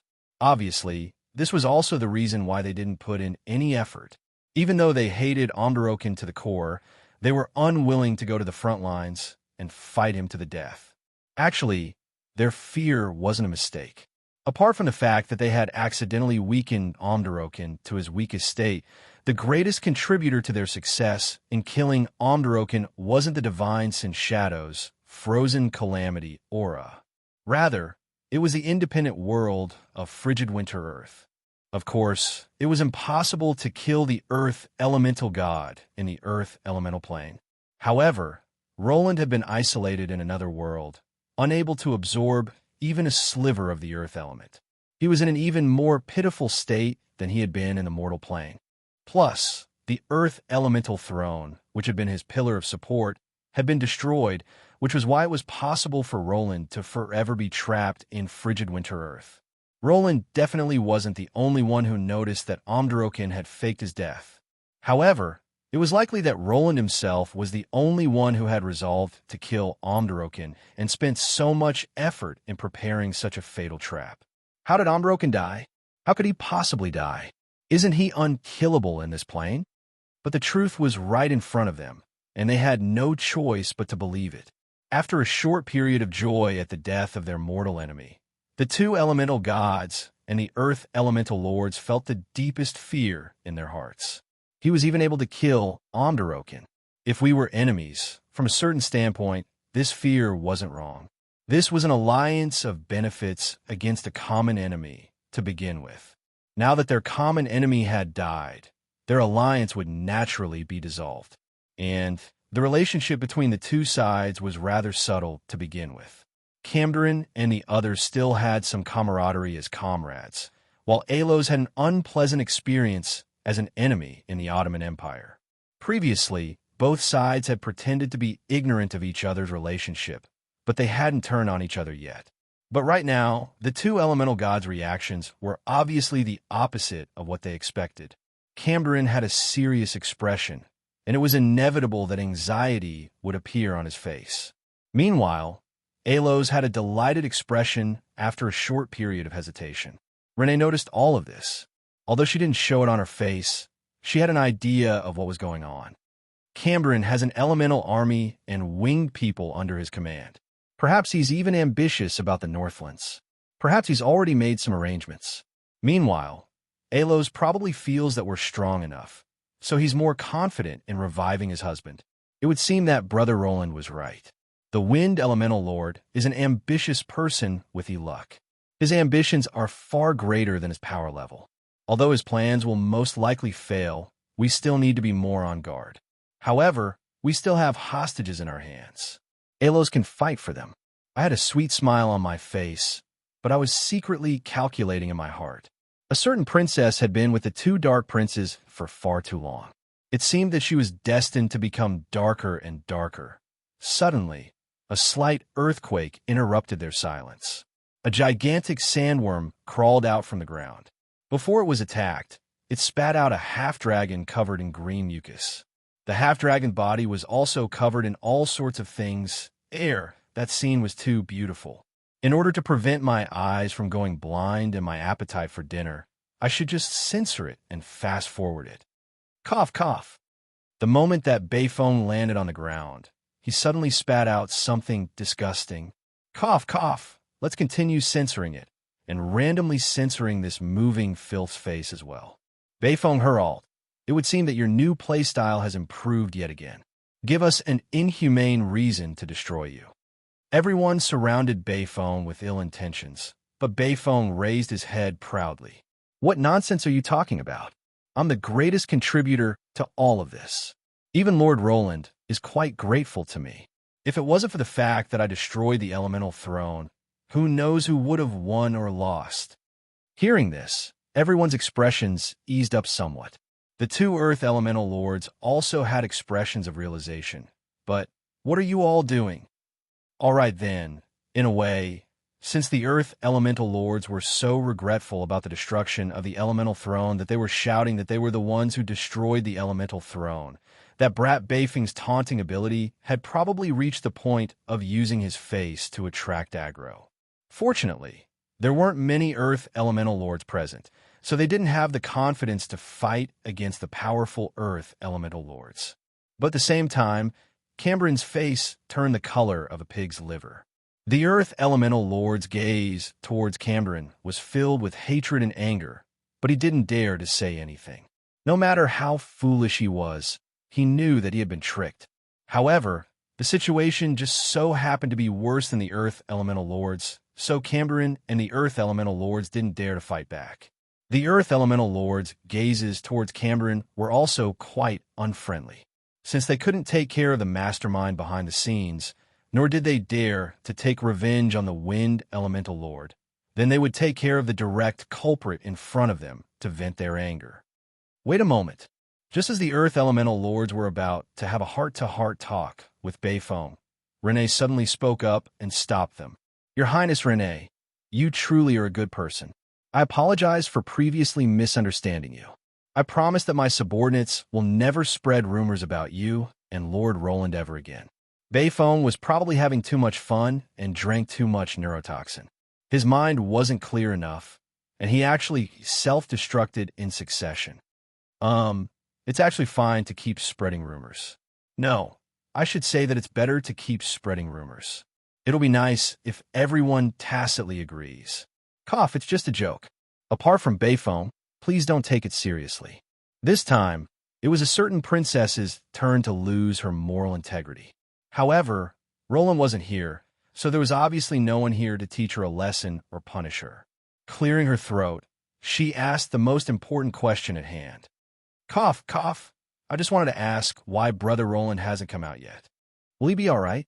He said that he still has something to do and needs to cultivate in this dimension for a while. He wants us to ignore him and return first. Renee nodded as she glanced at the gradually collapsing temple. From another method of sensing, she knew that nothing would happen to Roland. There was a reason for him to leave now, so she directly retreated. Everyone, please do as you please. In my dimension, beating up Beifeng is a daily routine. His skin is quite thick, so there's no need to worry about beating him to death. All right then, Beifeng was instantly stunned as he hugged his head and squatted down. Don't hit my face. I'm going to return to my lover's room later. All right then, let's not ask him how he found a lover in the Earth Elemental Plane, nor shall we comment on what type of existence he would fall in love with. At the very least, this delightful scene of eating, sleeping, and beating up Beifeng was happening once again. Actually, while the Allied armies in the outside world were collapsing as expected, I indeed had some troublesome matters to deal with. It seemed that I wouldn't be able to return for the time being. Creating a more complete version of my frigid winter Earth would require an incredibly high-quality Earth elemental item. Originally, Omdorokin would have been an excellent choice, but now I had an even better choice. So this is the Earth Elemental Throne? The white crystal seemed simple and unadorned, but it was filled with mana waves, and he had already shattered into pieces. You should call it a shard of the Earth Elemental Throne. Your Highness, your frostbite is too severe. Please don't move it as you please. This spell should be able to gradually heal your injuries. However, I still recommend that you continue fusing with the Earth Elemental Throne after you've recovered. Heloise had once again fallen into a deep sleep after using up too much of her power. The task that he had originally planned to carry out could only be handed over to a backup. The stealthy Eagle Storm was currently preparing the best healing spell. Originally, he hadn't been used as a last resort, but now he became the main physician and support that I needed the most. As a powerful drool, controlling the power of nature and healing were essential tasks for him. With him here, I could relax slightly. However, I only smiled at Eaglestorm's advice and didn't respond. There were indeed some things that I couldn't say out loud. Was I supposed to say, "El, just send me a message that the barrier will last for another week. Hurry up and do what you need to do"? I watched as the shard of the earth elemental throne's mana rapidly dissipate. I knew that the new earth elemental throne was definitely absorbing its power, so I grit my teeth and put into my world. In that case, let's give this frigid winter earth a true land so that my world can take another step forward. Chapter 229. The Endless. Empty ocean was the cradle of all life forms. When lightning and storms intersected, the most primitive seeds of life were tossed into the ocean, and when these larvae finally evolved to a certain degree, they began to go ashore in search of a new home. Of course, this was only the most acceptable explanation for the origin of life in this world where science explained everything. As for whether or not this was actually the case, no one really knew. However, there were many similarities when discussing the creation legends of magical fantasy worlds. Every legend had its own similarities, but out of all the legends, the creation of humans from clay was probably the most common. In New Zealand's legends, the great god Tiki used his own blood and red clay to create humans. After the apocalypse, Noah tossed a stone behind him, and his son appeared. God used the dust of the ground to create the male Adam, and then used Adam's rib to create the first woman, Eve. However, the most famous legend was in Chinese legends. Niwa grabbed mud and mixed water to create humans. In this world, it was unknown if He had created life in such a manner. But since even the world was constructed with the four elements as the foundation, the various life forms here were nothing more than the condensation of the elements. Right now, in my world, a mythical scene of creation was also occurring. Ice mountains and ice plains began to melt. The thick layers of ice transformed into water, and the endless water transformed into creeks. The creeks gathered into rivers, and rivers finally flowed towards the ocean. This world, which used the source of water as its foundation, was restored to its original appearance. As an ancient god equipment, Stone Villa transformed into the source of the ocean. The blue color that filled the sky was just like the endless flood from the legends. There were no storms, no waves, not even sound. Everything was silent. Perhaps it would be more appropriate to describe it as deathly silence. No matter which direction one looked at it from, the silhouette of the vast ocean was just the surface of the ocean that was far too lonely. When the white crystal fell into the ocean, the entire ocean began to boil. Countless bubbles spouted out of the water, and then yellowish-brown rock plates slowly rose from the water. The land that separated the ocean finally appeared. Everything was born, evolved, and died in the disorderly chaos. When the land was once again covered in ice and snow, the illusory space had already moved towards reality. The Earth Elemental Throne's crystal shards were just like the legendary living Earth, which would grow with the wind. They transformed into the foundation of calming sea and the core of the world, continuously constructing new continents. Time passed, and the cycle of time continued. The Second Ice Age descended once again. But this time, the endless ice plains no longer had layers of ice stacked on top of one another. There was real land beneath the distant icebergs and glaciers. When two of the four pillars of the world had been completed, the world had moved from a narrow space to reality. In the past, spatial rifts could still be seen at the edges of this place. But after the earth elementals that served as the base and foundation were in place, the space here finally stabilized. As for me, I was also frightened. I'm just creating a small world. What does this scene that looks like the beginning of the world mean? Could it be that I've unknowingly done something amazing? I could sense that this world was connected to me. Wherever my will reached, the glaciers could melt, the rivers could flow backwards, and the continents could break apart. However, I instinctively refused to allow any of this to happen. Don't interfere with them. Let them evolve on their own. A mysterious will suddenly spoke up in my mind. I felt as if there was a pair of eyes watching me from the shadows. I was rather confused and astonished, and then I was kicked out of my own world. I was actually kicked out of my own world. System notification. The Little Tyrant server is currently under maintenance. Remember to check the system's announcement when it's under maintenance. Now, go wherever you need to go. Spend more time in the sun. Be careful of mushrooms growing on your head. All right then, I knew that this fellow really was an immoral system. He was saying that I was an otaku who would die at the sight of sunlight. I was clearly a bright, sunny, and sporty young man. My neighbors all praised me for being a good man at home and a good employee outside of work, and for being a good neighbor. You really dare to say such things. The number of people who've been tricked by you is probably enough to form two groups. Just now, you fought with Omdaroken in such a manner, digging traps while scamming people. No matter how I look at it, you're the villain here. The black cat on my shoulder had woken up from its long sleep.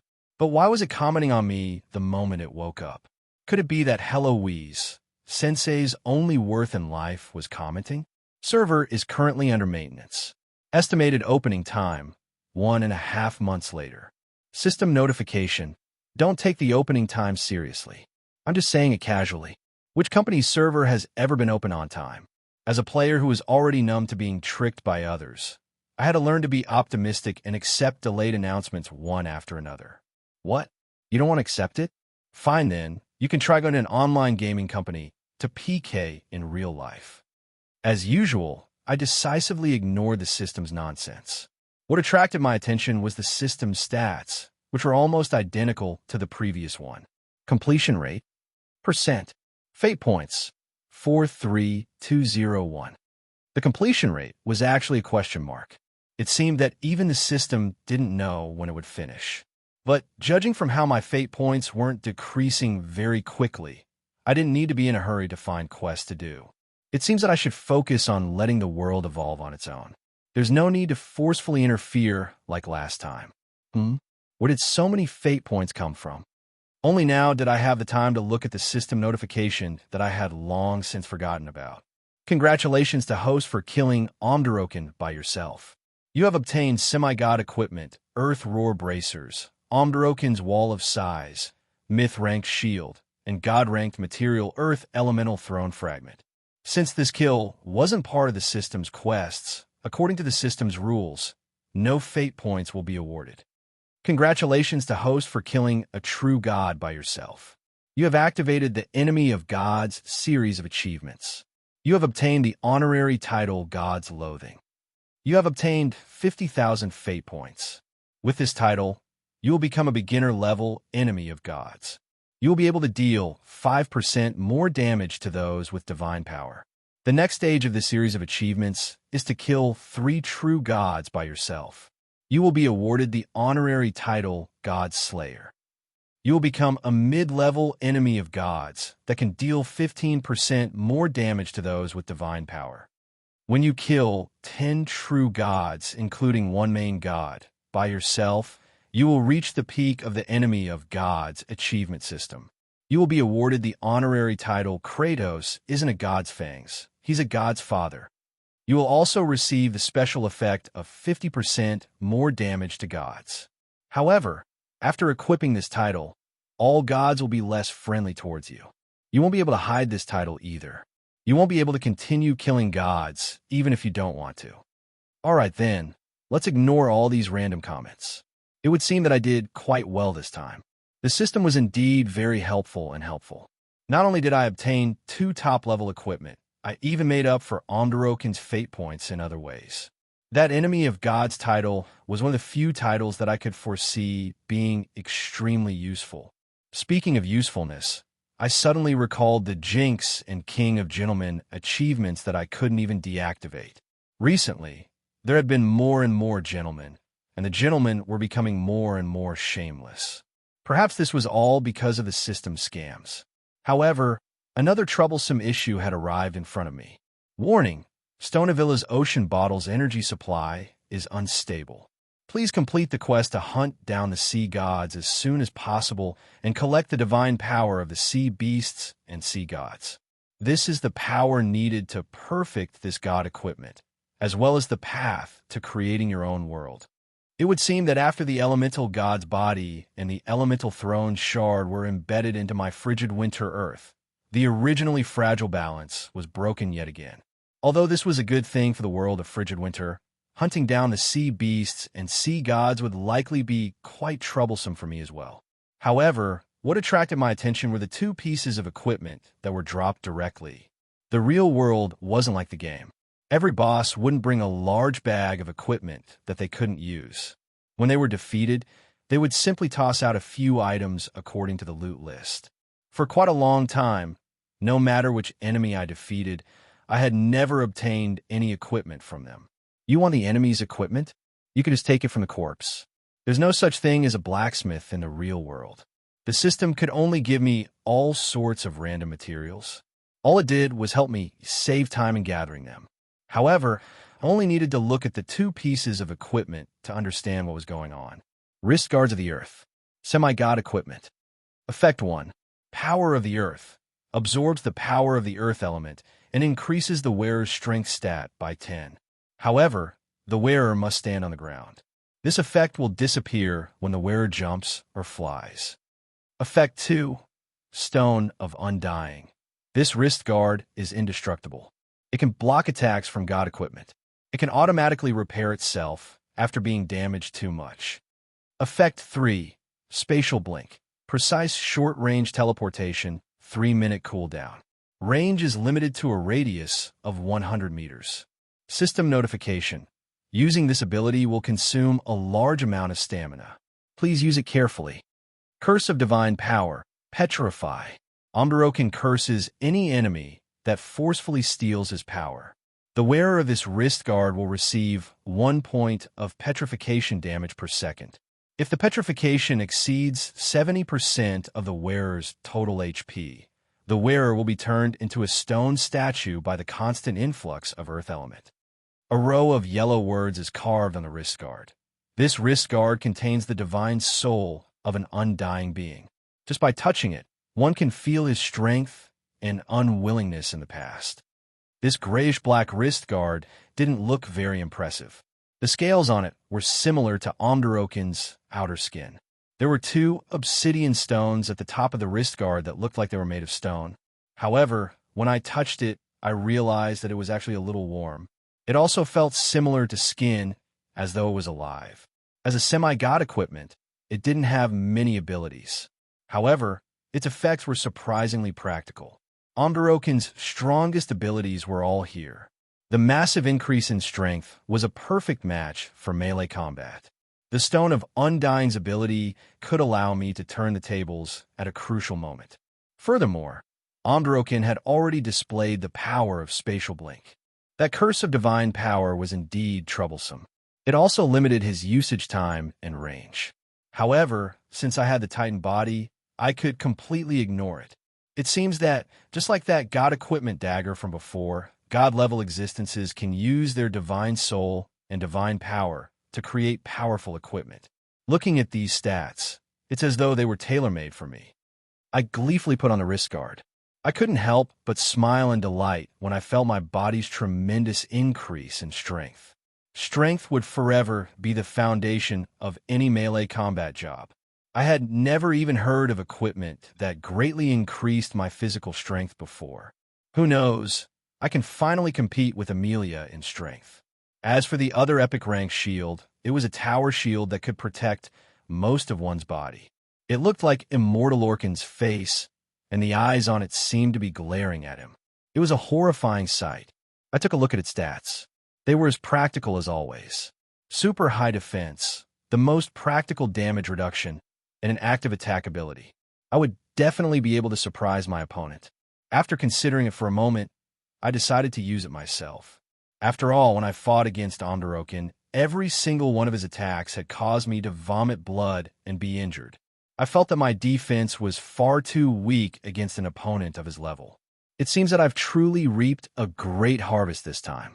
Could it be that the system has changed its mind and is planning on going down the path of a dragon? System notification. With great power comes great responsibility. The stronger you are, the fiercer your opponent will be. The system will never scam you. You're the one who dug your own pit and jumped into it.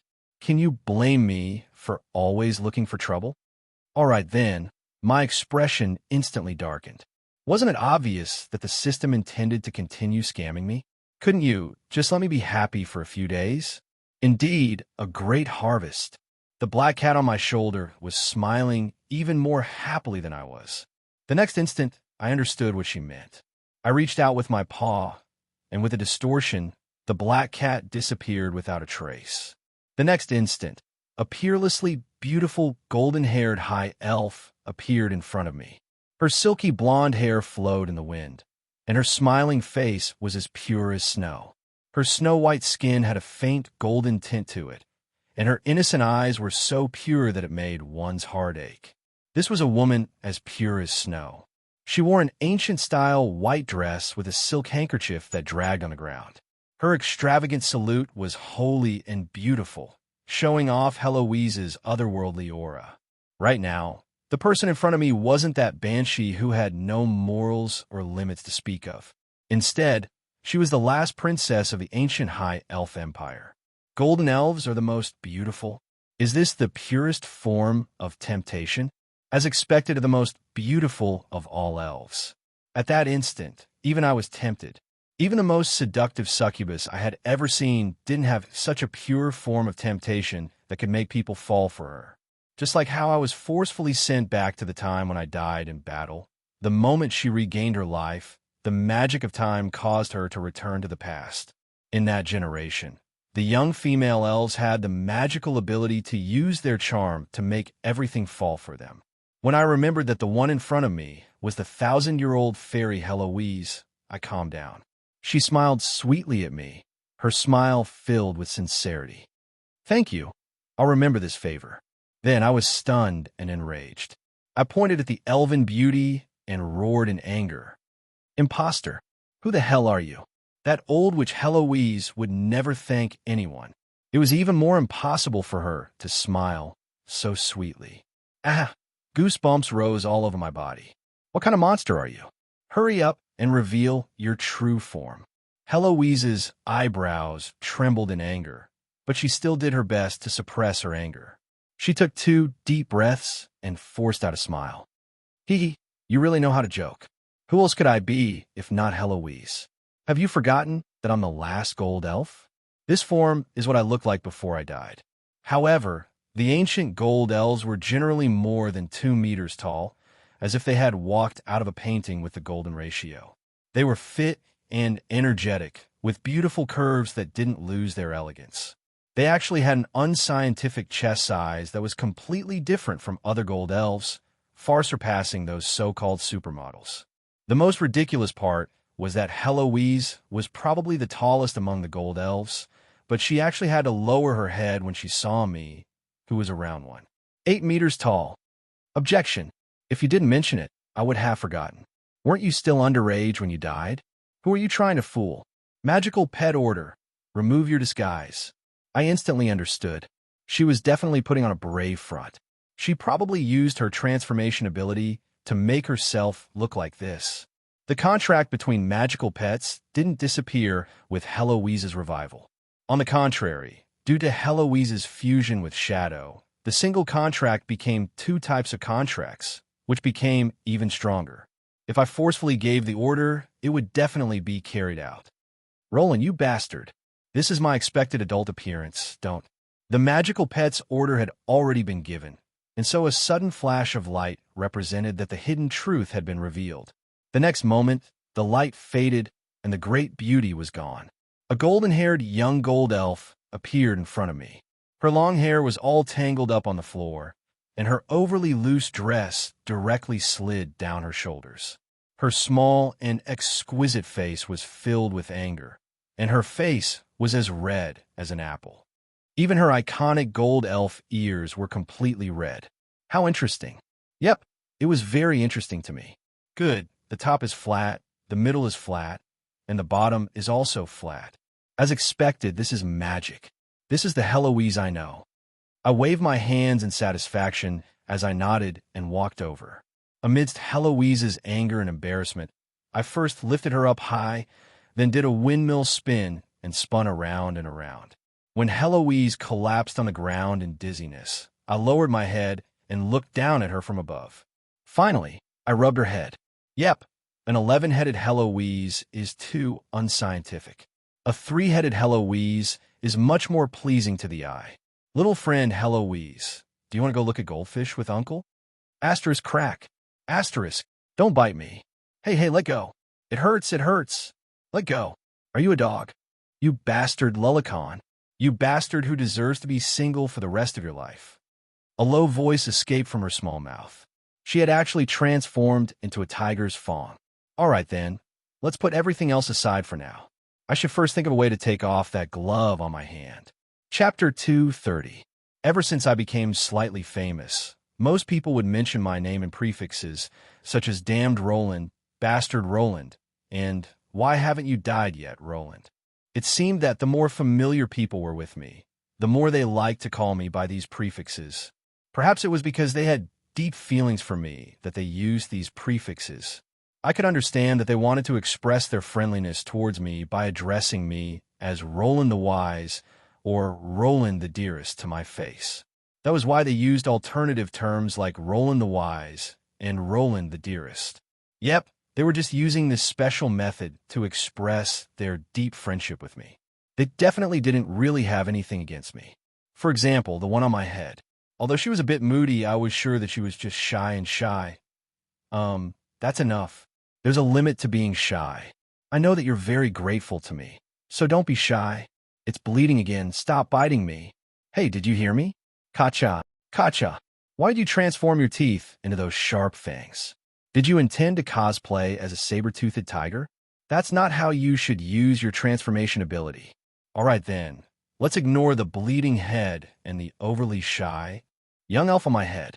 At the very least, I still had many other important things to do. Bayphone wasn't lying when he told me that I wouldn't be able to leave this world for the time being, so I could only have them go back first. Even with the newly born Earth Elemental Pillar as a converter, the newly born world would still require a large amount of Earth Element as its foundation. And in terms of Earth Element quantity and quality, no other world would be able to compare to the Earth Elemental Plane. My system's hint was quite clear. It told me to stay in this plane for the time being and not go anywhere. After Omdaroken died, the connection between the two planes was re-established.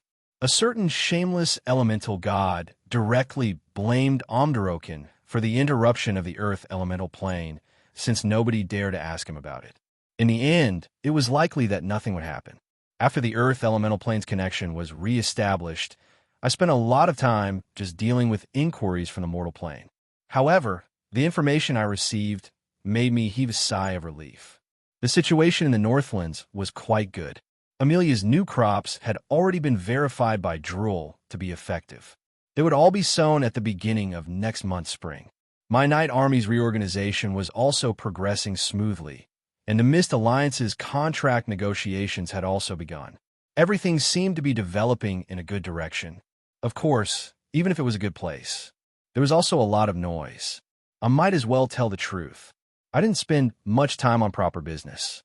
Most of my time was spent on defending against the rumors that spread faster than dimensional communication. The rumors about Prince Roland and a legendary, which had already reached the 3rd edition. Judging from the sounds of people scratching and tearing at the wall, a certain Marchioness seemed to be quite angry. That was why she needed to calm down before she could do so. I'd better stay away for the time being. Cough, cough, I'd better cultivate outside for a while. Since the Northlands were temporarily not at war, most of the other information didn't have much to do with me. However, there was still some information that I really cared about.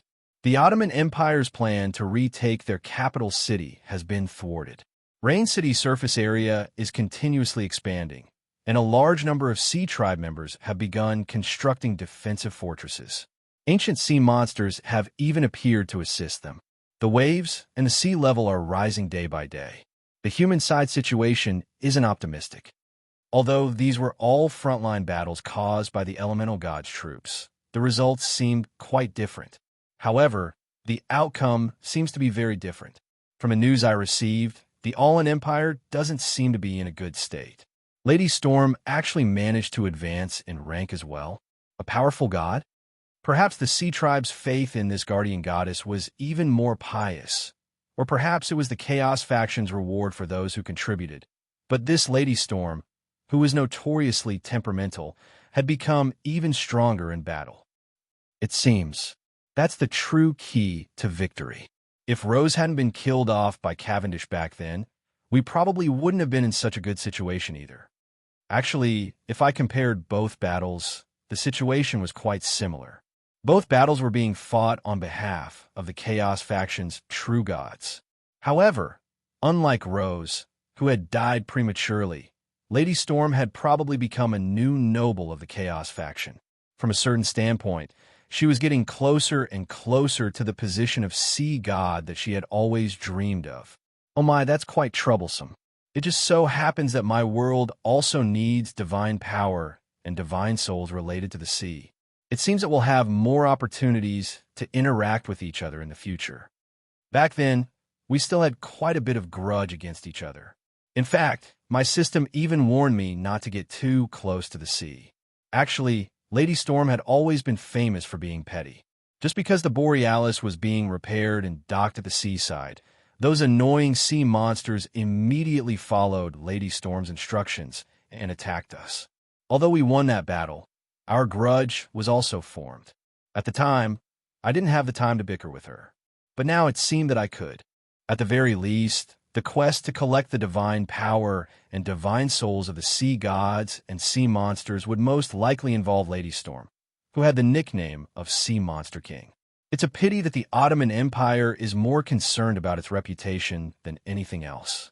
Not only did it refuse to ask for help from the various gods' churches, it even tactfully refused the other human kingdoms' offers of help.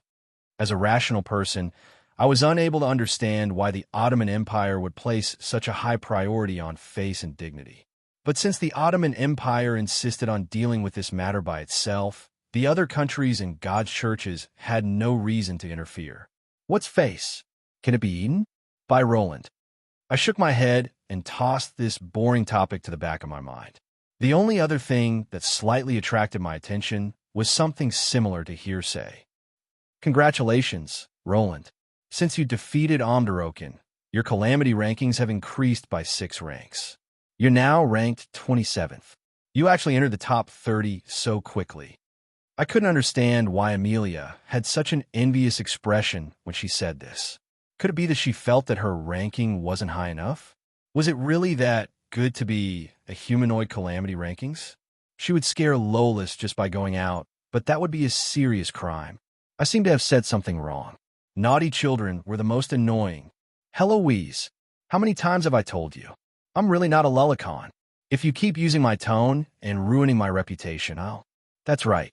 The ornament on top of Amelia's head was the one who said such a standard Sunder declaration. However, she didn't even look at me when I threatened her. It was obvious that she had a disdainful expression of, what can you possibly do to me? But don't say anything. Right now, we were both suffering, so there's really no need for me to use any vicious tactics on her. I'll have you wear a student's swimsuit with cat ears and a cattail to go to school at Caro Plaza. Even Heloise was frightened upon hearing this. It would seem that even she didn't expect that I would be so shameless as to actually think of such a method to threaten her. You really do have wild desires towards me. You're actually able to think of such a perverted way to play with me, and you still refuse to admit that you're a lullicon. All right then, it would seem that I was making things worse. She was actually so frightened that she directly transformed into a black cat. Seeing such a rare scene, I got quite playful. I really wanted to tease her again. Oomph, do you think that I can't do anything to you just because you've transformed into a black cat? Have you forgotten that Beifong is also in this dimension?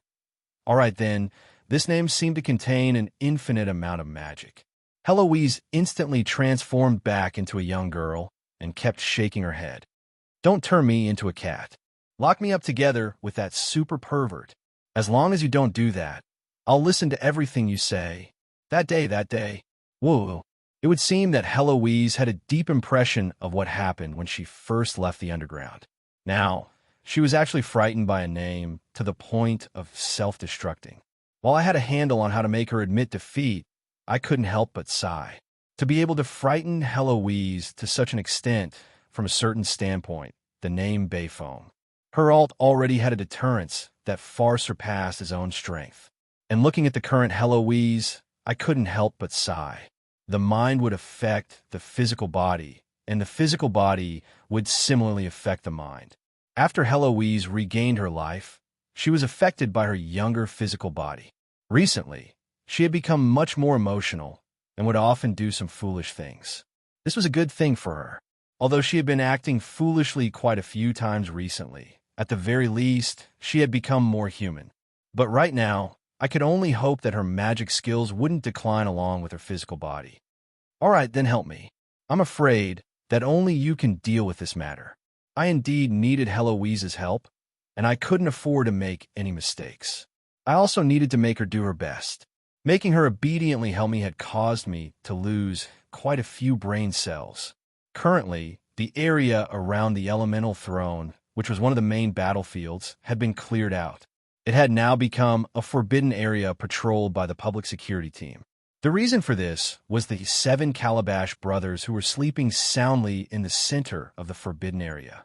They were sprawled out on the ground, and their snores were as loud as thunder. As they were true calamities, nobody wanted to see them suddenly wake up. Obviously, having them sleep forever would be the safest method. However, I had promised Renee that I would help her think of a way to see if I could borrow the power of these evil children of the earth. That's impossible. Let's not even talk about whether or not it's possible to summon them to the mortal plane, nor do we need to consider the tremendous price required to summon existences of this level. As long as they appear in the mortal plane, you'll instantly be in big trouble. Heloise instantly rejected my insane idea of borrowing the power of the divine sins of the earth. However, I was unmoved. I knew what she meant from the very start, but I had other plans. A complete summoning is definitely impossible, but what about a partial summoning? A partial summoning? What's that? I've never heard of such a thing before. What kind of nonsense are you spouting? For Heloise, who had the reputation of being the omniscient, to admit that she didn't know anything, this concept of partial summoning was probably an unheard of topic even in the entirety of HE. A summoning is a connection between two individuals. Either the summoning fails or the entire body passes over. What does partial summoning mean? Only half of the body passes over. Every time new magical knowledge was involved, Heloise would easily get excited. This time was no different. She seemed to have forgotten her earlier displeasure as she excitedly asked me about it. I directly nodded in response to Heloise's doubts. Yes, it's a partial summoning. I ignored Heloise's astonished expression as I started explaining my goal. As I explained, Heloise's expression changed from astonishment and disbelief to helplessness. What an interesting plan. You're the best at such unorthodox methods. I've never seen you so serious when learning magic. Is it impossible? Although I don't want to admit it, the success rate is indeed quite high. Let's give it a try. I'm impressed that you're able to come up with so many strange ideas. I nodded in satisfaction. Since Heloise said so, then the success rate was quite satisfactory. Actually, my plan was quite simple. It didn't even require any high-level knowledge. All I needed was the most basic dimensional knowledge. First, I'll open up a small dimensional link that only allows its arms and other limbs to pass through. Then, I'll have Renee awaken a divine sin right in front of me. The awakened divine sin will instinctively attack everything in front of it, and the narrow dimensional link won't allow it to pass through. The only dimensional link will definitely become a channel for the divine sin to vent its power. In that case, the enemies on the other side of the dimensional link will naturally be attacked. Then, Renee will give the command to sleep, which will end the summoning. The theory was quite simple, and it was quite a trick. However, it was fine as long as it was practical. Even I wasn't confident that I would be able to survive a single slap from a divine sin.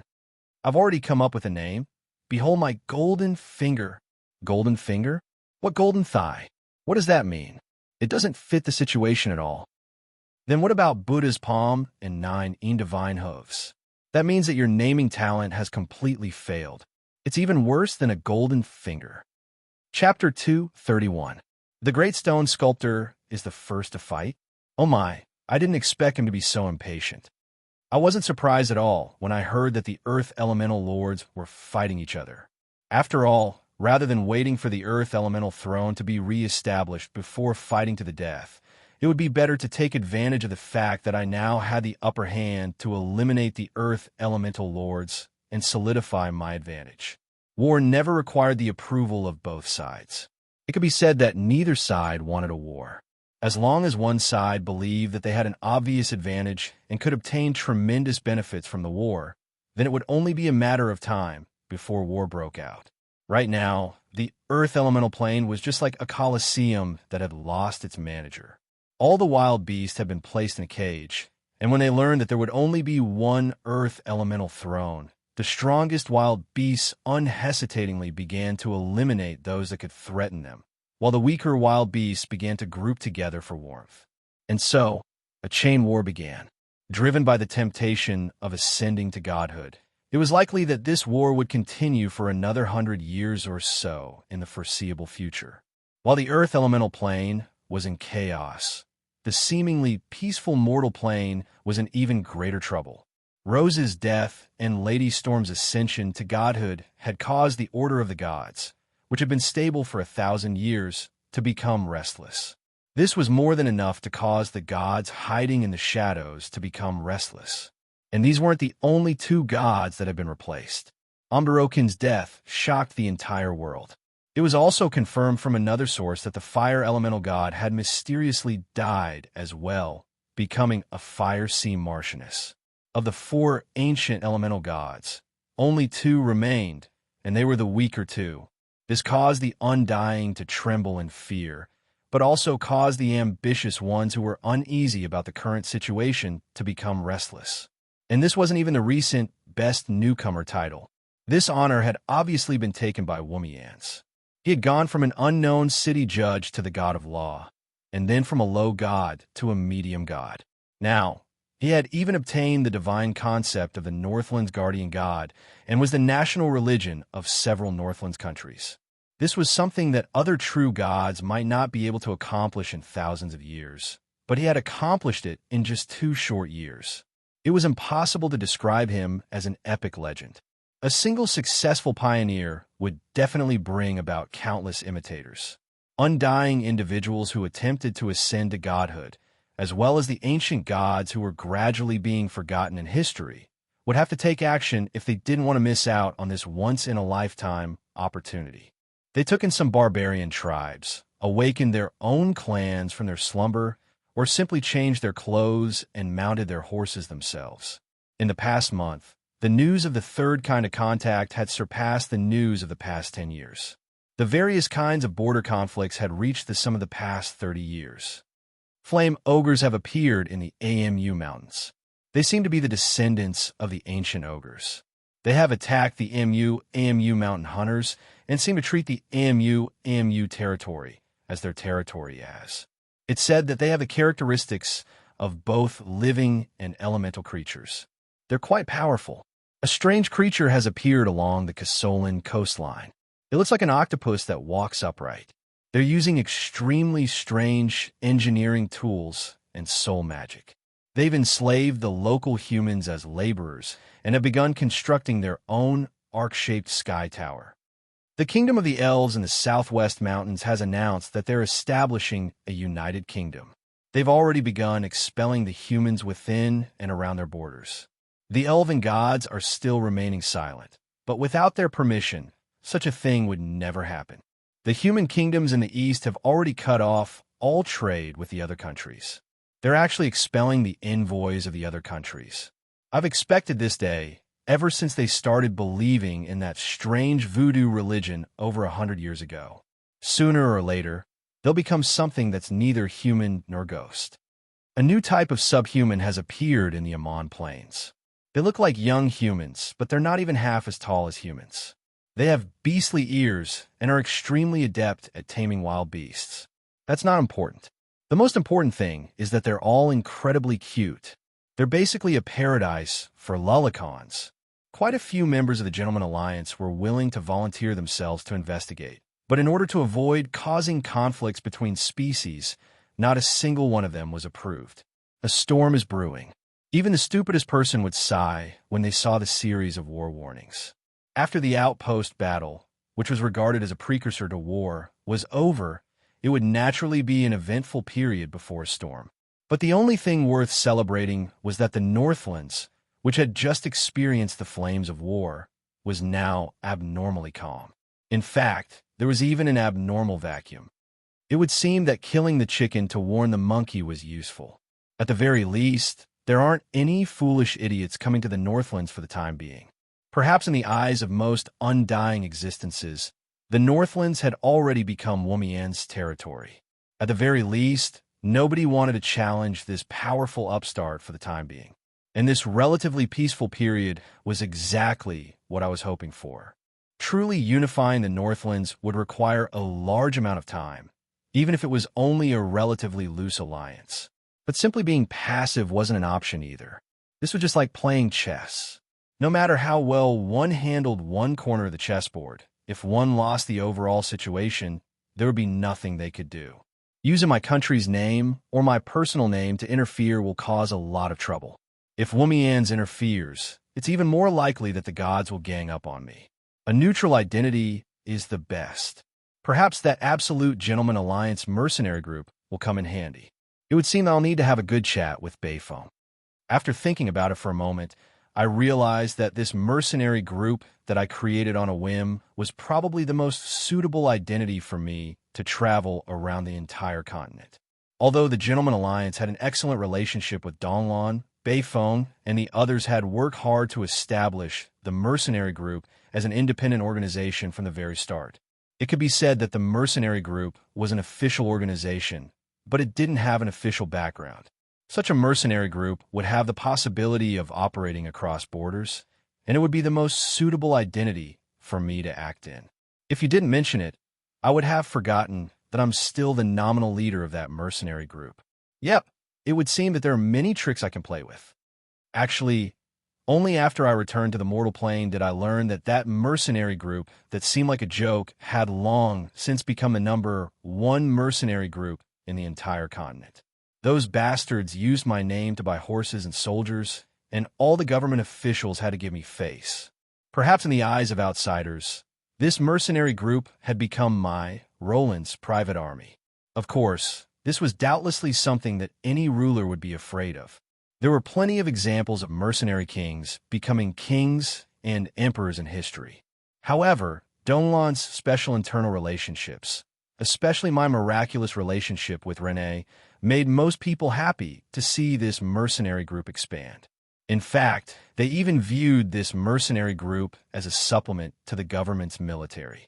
There would always be a limit to the government's military. In this generation where the strong were king, it was always necessary to have the strength to protect oneself.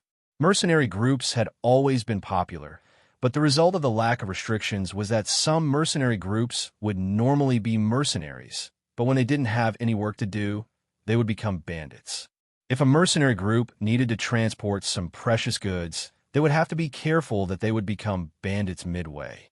If a certain place's reputation was bad, they could simply switch to another location. In this world of endless fighting, those with strength would never be unable to make a living. But compared to other mercenary groups that were on the run, the Gentleman Alliance's reputation among the commoners was excellent. Although their fees are rather high, they're quite strong and have a good reputation. Although their members are a little strange, they're all good people. Even though there are some complaints about their strange temperaments and personal style, there are currently zero complaints about their professional ethics. The people who entrust mercenary missions to them have generally given them high evaluations. This was the Mercenary Guild's evaluation, which added even more credibility to the Gentleman Alliance. Yeah, that uncle voluntarily helped me find a kitten, and he didn't even take my pocket money. He wanted me to hug a doll and smile at them as commission. They always had lollipops in their pockets. How nice. This was a subtle comment from certain lowly, and the expressions of the people who heard this were even more subtle. Most of the rookies at the bottom level are local soldiers and retired veterans. Many of the middle and high-level members are well-known, powerful individuals in the continent, and they're even heroes of this war against the Beastmen. Most importantly, the leader of this mercenary group is actually His Highness Roland. Even if such a mercenary group is a little expensive, it's still reassuring. But there's also a rumor that the members who join the mercenary group will become stranger and stranger. It must be a rumor created by those jealous people. With their reputation, strength, official guarantee, and local acquaintances, in addition to the countless number of mission orders, and most importantly, their outstanding achievements in the war against the Beastmen, it would be strange if such a mercenary group didn't become a big deal. And so, with the number one person in the mercenary group, me, not doing anything, and the number two person in the mercenary group, Beifeng, running amok, Beifeng went off to do his own things. This strange mercenary group actually operated on its own and became bigger and bigger. Now, it's the number one mercenary group in the Northlands, deeply trusted by the people, and unknowingly, it became a faction that no one could ignore. And in the distant Northlands, what Roland wanted to do was already on the way. From a certain standpoint, it was no wonder that Eliza was the successor that he had prepared for himself. After gathering all this information, she unhesitatingly sent out a large number of spies. In fact, at her request, the Gentlemen's Alliance mercenary group began to establish branches in other countries, and the Church of Law's judges also began their journey. It's definitely not advisable to keep our doors closed and wait for news. Right now, we need a large amount of information. The more, the better, especially regarding the undead and the Bardi Empire. Actually, there are some things that she didn't have time to report to Roland yet. Among all the messy information, there was one piece of information that attracted Eliza's attention. The Bardi Empire discovered a gigantic skeletal door made of bones. According to the records, it seems to be a dimensional door to the undead plane, and it's said that this dimensional door has already existed for a year and a half. This information was only hearsay, but Eliza treated it with great importance. While the other countries were still treating the undead calamity as a joke, she had already sent out her own spies. Combined with the recent abnormal movements in the Bardi Empire, if this information is confirmed to be true, and if that dimensional door really does exist, or if it's been coexisting peacefully with the Bardi Empire for more than a year, then there are some things that I really need to reconsider. But before she could finish giving out orders, a new order interrupted all her plans. Celebration? At this time? Did Roland get sick again? That's right. This was a letter that had come from another plane. It explained in detail that on the last Sunday of winter, there would be a celebration called the Day of Peace Celebration. The letter even mentioned some of the planned activities, such as organizing a traveling circus, military parades, hunting at the end of winter, and inviting various countries' ambassadors to organize a cocktail party. And it just so happens that there's less than a month left. How are we supposed to make it in time? We haven't even solved our long-term food problem, and we still need to arrange such an extravagant celebration. We'll consume at least 3 times more food during the celebration period than usual. Just the Mist Alliance's diplomatic and business negotiations had already caused the administrative officials in Donglan to be overloaded. At this time, there was only less than a month left to prepare, yet they wanted to hold a nationwide celebration. That was impossible no matter how they thought about it. It was said that after seeing this order letter, a dozen administrative officials were frightened to the ground, and the emergency room was filled to the brim. His Highness Roland really wants to kill us. Even if we risk our lives, it'll be too late. This had already become a private complaint, but some people suppressed all the complaints and worked overtime to come up with a task list, forcing the publicity to be done. Sister Kelly, there's no need to go along with that guy's nonsense. There's no way we can make it in time. That's right, as the head female official of the Royal Palace, Kelly was actually the number 1 civil official in the Donglan Royal Palace. She was the only one who could forcefully carry out the celebration based on her long-standing reputation. But when she saw so many staff members frowning in distress, even Eliza couldn't stand it anymore. And so, she decided to discuss it with Kelly. Kelly suddenly chuckled when she heard this. You still don't understand, Roland. It's fine if others are messing around because of him, but you're actually thinking the same? That'll make him really sad. Eliza was rather confused. Was there something strange about this sudden celebration? Look, this might seem like messing around, but it's actually the most important thing right now. Organizing the winter hunting competition was our original goal. If spring arrived, the starving beasts would automatically disperse, which would be quite troublesome to deal with. But now that the war is over, it's quite obvious that the soldiers and commoners are tired of war. Openly using the army might not be a good thing. If we organize a competition like the winter hunting competition, it'll be quite easy to motivate everyone. Then what about inviting important officials from various countries to attend a banquet and organizing a military parade? The problem of food reserves hasn't even been fundamentally solved yet. Isn't it a bit too much to be extravagant and wasteful now? Kelly shook her head. Smoke swirled around her as she lightly stroked her hair. She seemed to be secretly laughing, as if she was sighing. Her eyes were filled with an indescribable mature charm. When I first saw it, I was a little puzzled as well. But after thinking about it carefully, this is actually a great way to solve short-term diplomatic and trade problems. It seems that even if he didn't participate in it personally, little Roland has always been thinking about this problem. What? How is that possible? Rather than calling it a question, it would be more accurate to call it an expression of accumulated resentment. It seemed that Eliza had accumulated enough resentment. Look, inviting important officials from various countries to organize a celebration banquet is undoubtedly a great opportunity to solve our diplomatic problems. And the military parade is the most appropriate occasion to let them see our new army types and new war machines. You mean arms trade? This time, Eliza really fell into deep thought. Although it was called voluntary military assistance, it was actually an arms trade with a clearly marked price. It was a task that had been planned long ago, and it was also a trump card to solve the future food shortage before the new crops had a stable supply. According to the original plan, they would send out middlemen to promote the goods after next spring. But after thinking about it for a while, there were constant disturbances and all countries were actively preparing for war. If Donglan organized a military parade and arms exhibition, there would definitely be a lot of high-ranking officials and nobles. At that time, it would be a seller's market, and it would be profitable to quote any price they wanted. Thinking about this, Eliza came to a sudden realization.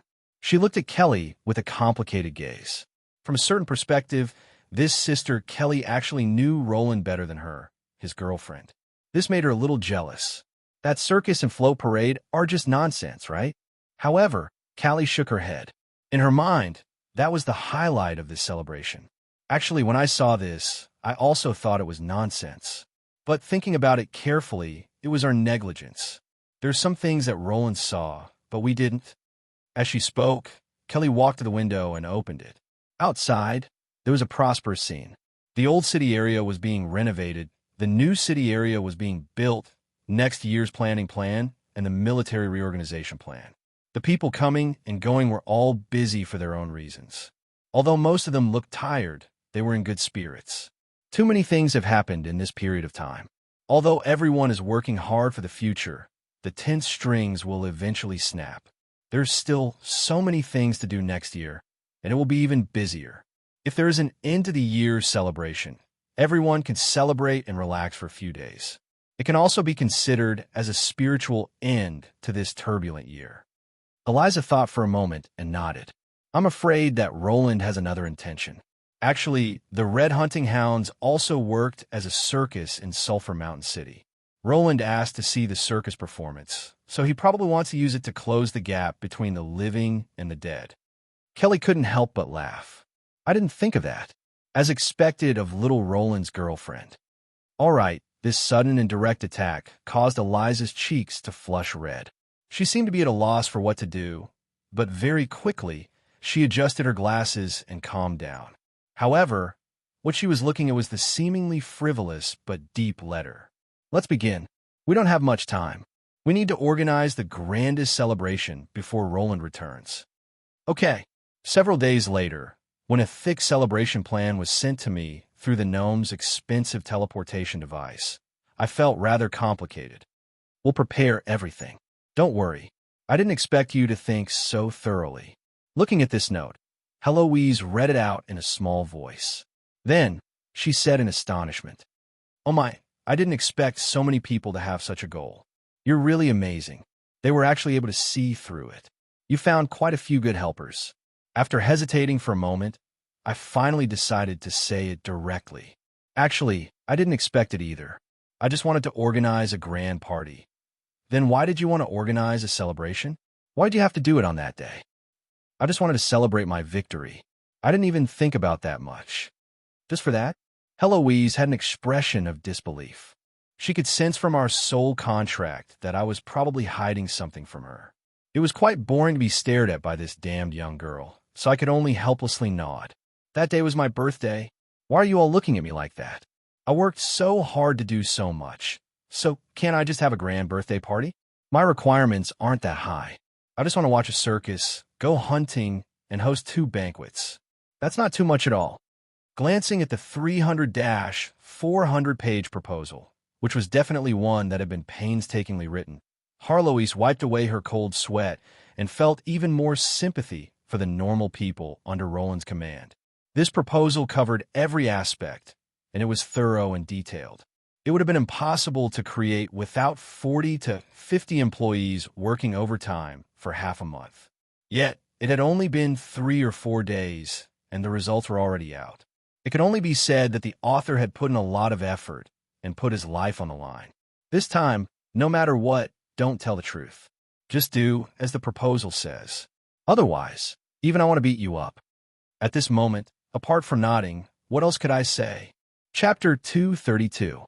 When mentioning mages, most people would think of towering mage towers, clean and tidy libraries, wondrous automatic magic tools, elegant mage robes, long beards, and presbyopic glasses that represented wisdom. But actually, I had never seen any mages who could do all of these things. No, I had only seen very few mages who could keep their rooms clean and tidy. Actually, most mage laboratories that I had seen before were in complete chaos. Books and scrolls were piled up into mountains, and unwashed laboratory equipment had a nauseating odor. It would be perfectly normal to see magical creatures and ooze monsters everywhere if they hadn't been cleaned up for too long. Aren't there self-moving brooms and puppets that automatically clean the bookshelves? If those things are charged, daily maintenance will require a large amount of mana, and they'll be quite expensive. If they're single-use, plus the cost of materials, it'll be even more expensive. Those things are only used by the mage country to keep up appearances in public. Who knows who uses them in private? But since you're a wise mage, it shouldn't be difficult for you to clean your own room.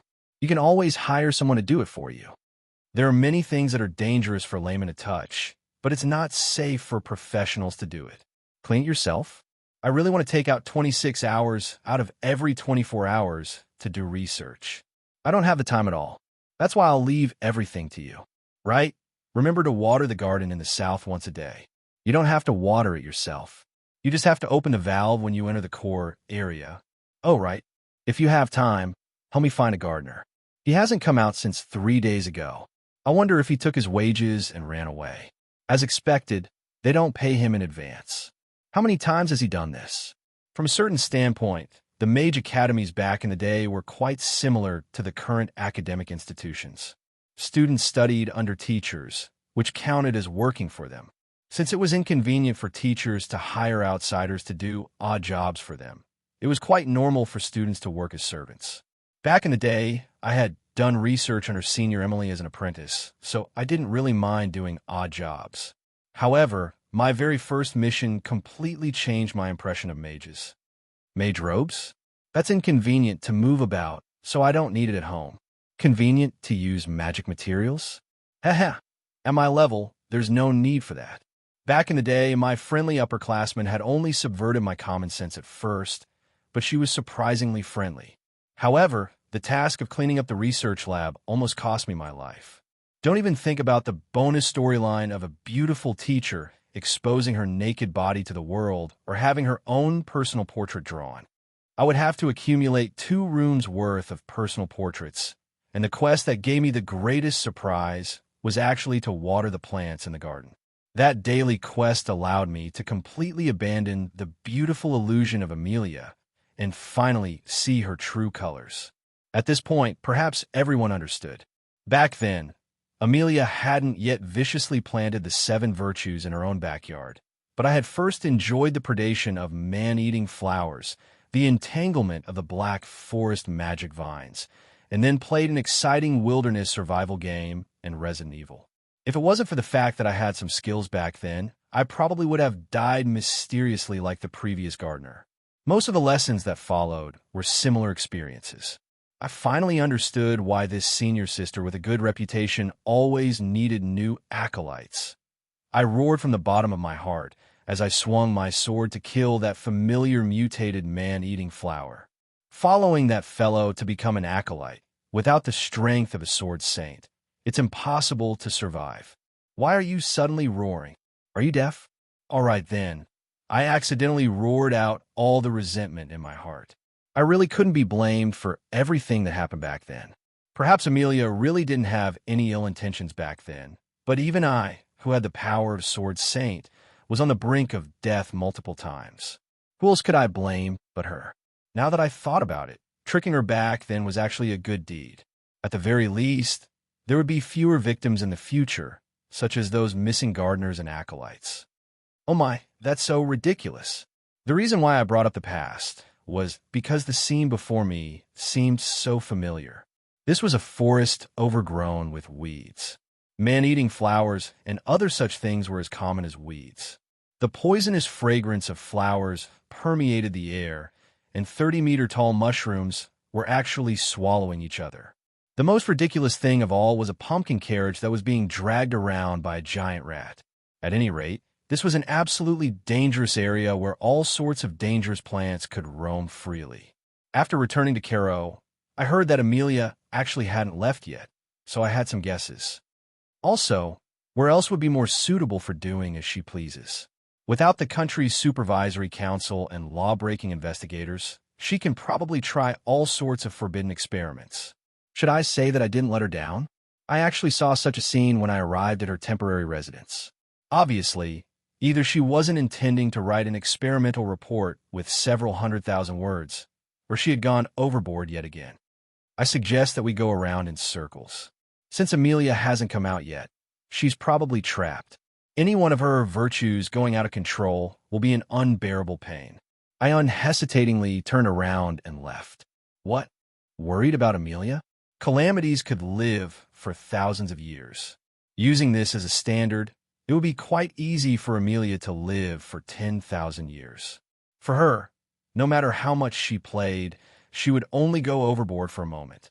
She would be fine as long as she figured it out herself. Didn't you say that you were going to invite her to your birthday party? No matter what, she's been working so hard to help you recently. That's so rude of you. The silly cat, perhaps I should call her Silly Loli now. She grabbed onto my clothes and refused to let me leave. Judging from her expression, she seemed rather dissatisfied. I had a headache now. Ever since I revived, Heloise had become far too emotional.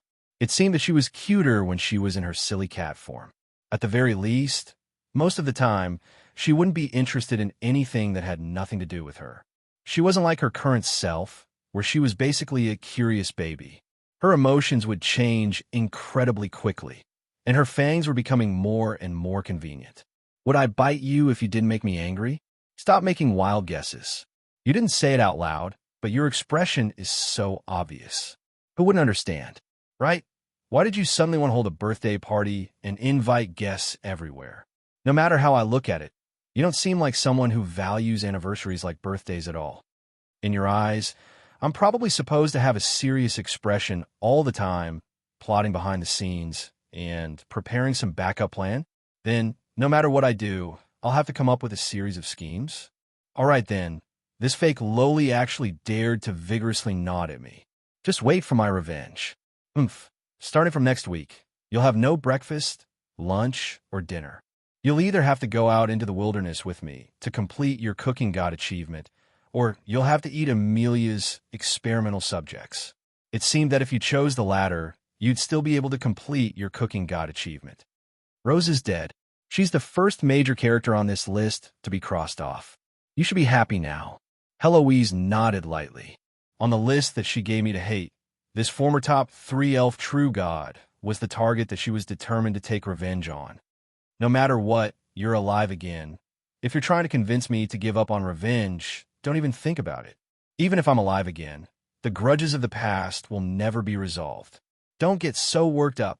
I'm not foolish enough to try and convince you to give up on revenge. I'm just looking forward. Living a better life for yourself has no conflict with revenge. Some words have been on my mind for a long time. I was quite hesitant, but I finally said them out loud. Actually, I'm the same. I'm constantly haunted by the past. No, I should say that we're the ones who can't let it go. All these years, the scene of the capital's destruction has been haunting me in my nightmares. It's really unpleasant. I paused for a moment. I had held it in for so long that I didn't even know how to express myself. I won't tell you to let go of the past, nor will I tell you any nonsense like, hatred is meaningless. That's because to us, whose goal in life is revenge, that's just an insult. But just like how Rose's death made you feel much more at ease, the Mist Kingdom's revival in a different way is also a form of release for me. I was starting to feel a little embarrassed after saying all this, but it seemed that stopping would only make things worse, so I could only brace myself and continue. If it's impossible to forget the past, then let's focus more on the future. In any case, we're no longer lone avengers, and we can barely be considered a family.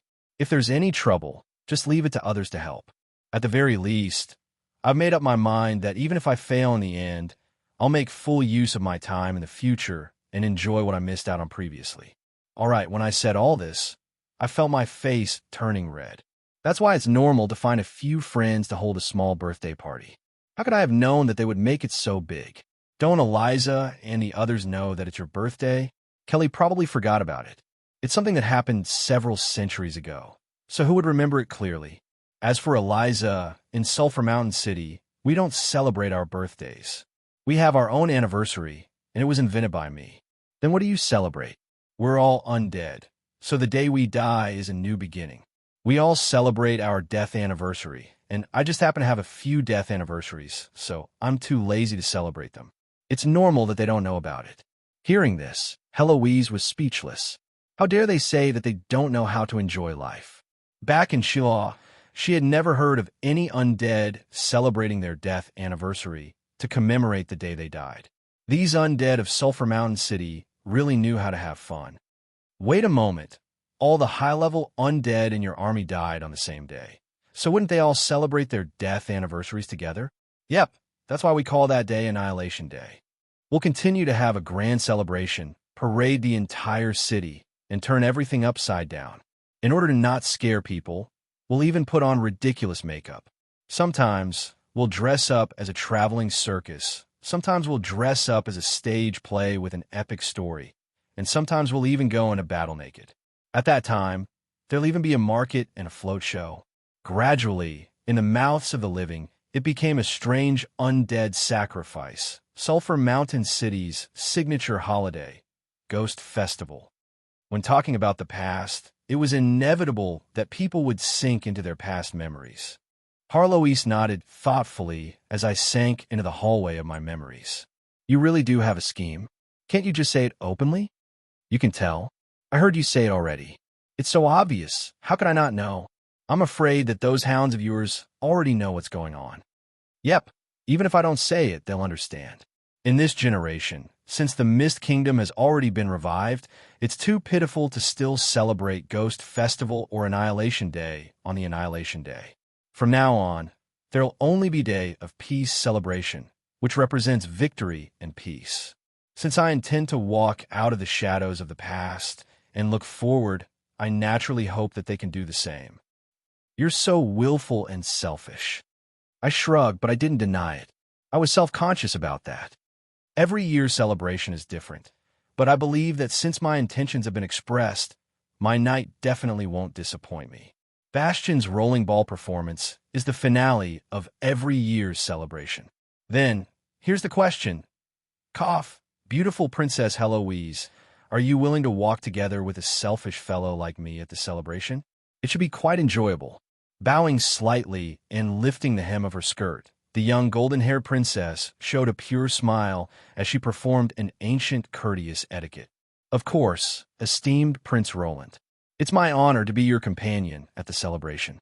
Chapter 233. Roland missed. Strength 32, plus 10. Agility 22, Constitution 22, Intelligence 29, will 20, Charm 19. Talent abilities. War Angel form, Sinful Demon God form, Sword of Order, Titan body, Phantom feet, Divine Child, Barrier of Chaos. Basic job class. Level 60 Order Knight / level 60 Chaos, Witch King / level 10, 4 Elemental Swordcaster. Advanced job class. Level 3 Lord of Winter. Overall, level 91. Actual combat power, level 100. System evaluation.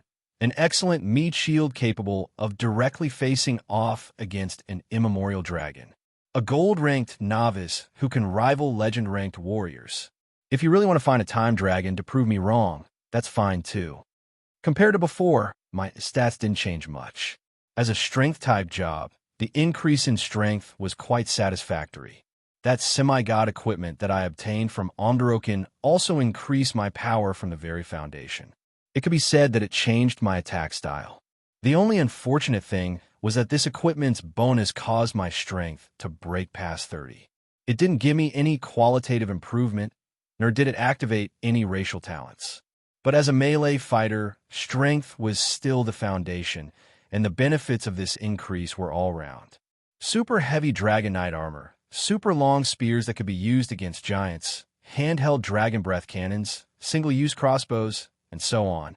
Even if I didn't consider the increase in attack power from actual combat, I could still try out these heavy equipment that normal people wouldn't be able to use.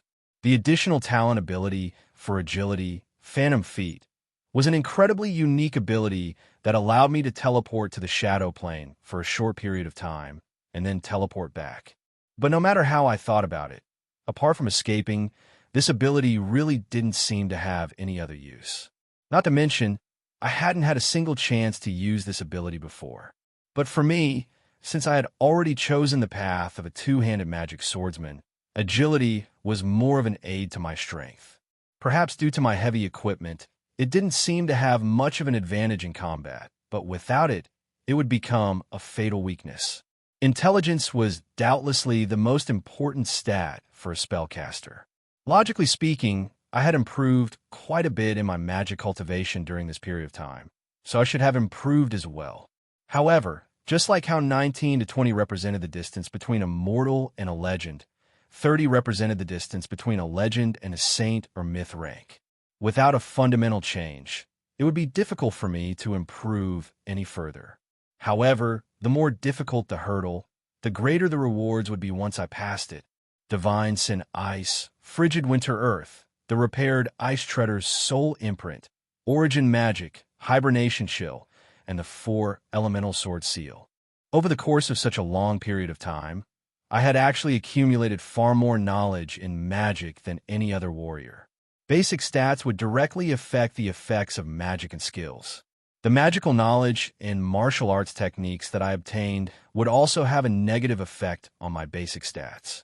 All my hard work would finally pay off, and I was filled with anticipation for the rewards I expected after I broke through my bottleneck. Willpower was the main stat for a priest job class. It was related to the ability to communicate with the gods, as well as the ability to comprehend faith and the teachings of the true gods. Naturally, it was also related to the power of divine arts, as well as resistance to negative curses and mental magic. Originally, this was the most useless ability I had, but the chaos barrier that I had awakened under the pressure of a divine domain had become an incredibly useful defensive ability. Chaos Barrier protects one's existence from the pressure of a divine domain or soul world. Reduces the effectiveness of will type and illusory abilities. Willpower had always been the most difficult to improve, and there was no other way to improve it. The more one was blessed by God, the faster their willpower would improve. There were far too many priests who were stuck at the peak of the gold rank. In fact, there is even a saying that the gods needed to use their own divine power in order for a priest to break through to the legend rank. Actually, Roland's understanding wasn't complete. Willpower was the ability to control oneself. Willpower was the only stat that would forever follow one's soul. The cycle of death and reincarnation was the only shortcut to increasing the barrier. I thought about how those old priests with long hair and beards would be stuck at the legend rank for their entire lives. Yet, a job class that completely ignored willpower actually managed to break through this barrier. If word of this spread, those pitiful old priests would probably be angered to death. Apart from the Chaos Barrier talent, after that god's descent, I also obtained a new talent called Child of God. However, it was a useless talent that could be said to be useful or useless. It was a passive ability that could change one's physical body. It could reduce the damage that a god's descent would do to the physical body and greatly increase the success rate of a god's descent. Finally, the charm stat was also a comprehensive stat. It didn't only represent one's physical appearance. It also represented one's personality, status, and reputation. It would often have a subtle effect when dealing with others. For example, if someone who was beautiful did the same job, they would receive more rewards. Even though they were all students who started working at the same time, some people would quickly get along with others, while others would never be able to find any friends. Fine, this analogy seemed rather inappropriate, but that was the basic meaning. Although this might be useful to some people, it was actually meaningless to me, so let's not talk about it. It wasn't that I was envious of Heloise's 33 points of charm. In less than 2 short years, I had reached such a level. Although I had experienced many dangers and almost died several times, I was still quite satisfied with my gains. Obtaining Frigid Winter Earth this time could be said to be an explosive increase in my accumulation. Reaching the gold rank also allowed me to clearly plan my future development path. All that was left was to persevere to the end. And right now, the little troublemaker before me was also my opponent to test my sword on. By the way, just how did she create this devil forest in the earth elemental plane? Isn't this a barren land of the air and water elements? Plants didn't have as many living conditions as ordinary people expected. However, in order for a seed to germinate into a mature embryo, it would require basic necessities like air, water, soil, and nutrients. It was obvious that there was nothing here apart from soil. I had no idea how she managed to create this forest. A soul world? Or something even more troublesome? Perhaps this was the only explanation I could come up with. Invading a soul world for no reason would be the equivalent of declaring war against a saint-ranked existence. And soul worlds would likely have their own instinctive reaction mechanisms. To be honest, I didn't want to step into this domain at all. As the former Truth Overseer and a member of the Mage Country's highest council, Amelia was at the peak of all mortal mages, a semi-god. Not only that, she was a veteran semi-god who had reached the semi-god rank 200 years ago. Nobody knew just how much power she had. If she hadn't been killed by Omdaroken, but instead died because of her own teammates, that would have been rather foolish no matter how I looked at it. Not only was this possible, it was quite high.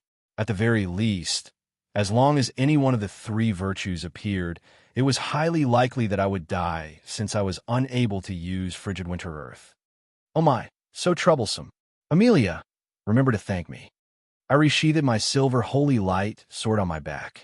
Holy Light and the power of law were obviously ineffective against these berserk plants that were brimming with the power of nature. My twin swords of ice and snow were already in my hands. The power of ice was becoming easier and easier to wield. This represented the harshest nature, and it was also effective against plants. The moment I took a step forward, it was as if I had stepped on a boundary. All the wild plants in the mountain suddenly came to life, and the demonized forest issued an order to expel the uninvited guests. Damn it, I really shouldn't have given you something like Plants vs. Zombies. Also, Amelia, when did you join the evil cult of multi-cannon? It would be quite unsightly for anyone to be pointed at by a mountain full of cannons. These weren't cute cuties from the original game. These were demonized peas that were as tall as 2 people, and their cannons alone were the size of several basketballs. Not only that, they were specially made to fire multiple shots in rapid succession. Asterisk boom. Asterisk, asterisk boom. Asterisk, all right then, the sky was covered in bullets, making it impossible to dodge. However, this wasn't even the most dangerous part. Before we even got close, the gigantic mandala plants reached out their arms and dug themselves out. They screamed and cursed as if they were about to die as they charged towards us. Chili peppers? Spicy peppers can kill people if they enter their bodies? Stop joking around. Amelia unhesitatingly rejected the original version of pepper bombs. These cursed mandala plants became the best self-destruct landmines. Did I just shoot myself in the foot again? However, before they could even get close, they were suddenly frozen into ice by a sudden cold wind, which then shattered into pieces. Biting northern wind.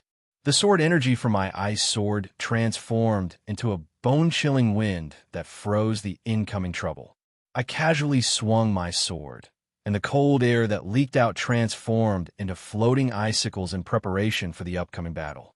For the 4 elemental swordcasters, imbuing their magic swords with sword seals was the most basic of all basics. As for my opponents, the most dangerous part of their magic swords was no longer the sharpness of their swords. Biting Bayphone, I didn't expect you to care so much about him. When I heard this, my feet slipped and I almost made a fool of myself. However, the next moment, I finally believed in Bayphone's jealousy and sarcasm about my naming sense, and I immediately made up my mind to change the name of this technique. How about biting southern wind? Or cold wind? Spring wind? Harmonious wind? Just because it's from the frigid cold earth, it's called biting Bayphone? What's with the last few ridiculous names? As long as you think they're good, I won't comment on them. Then don't look at me with pity and don't say it out loud. This pity is even more glaring.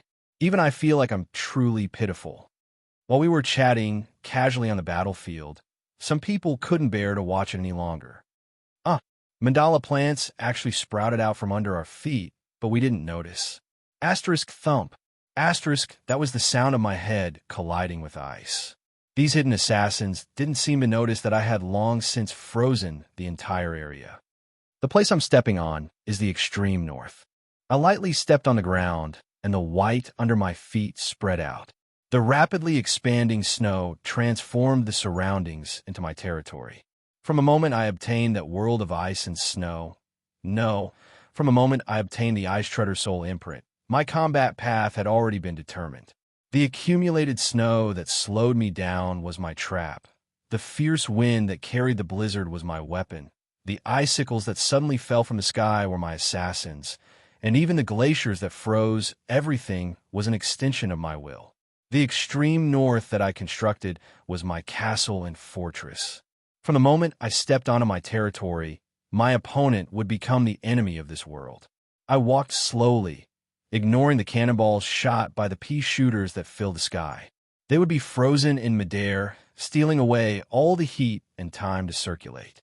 Those man-eating flower demons that attacked me turned into exquisite ice flowers before they could even get close, decorating this world once again.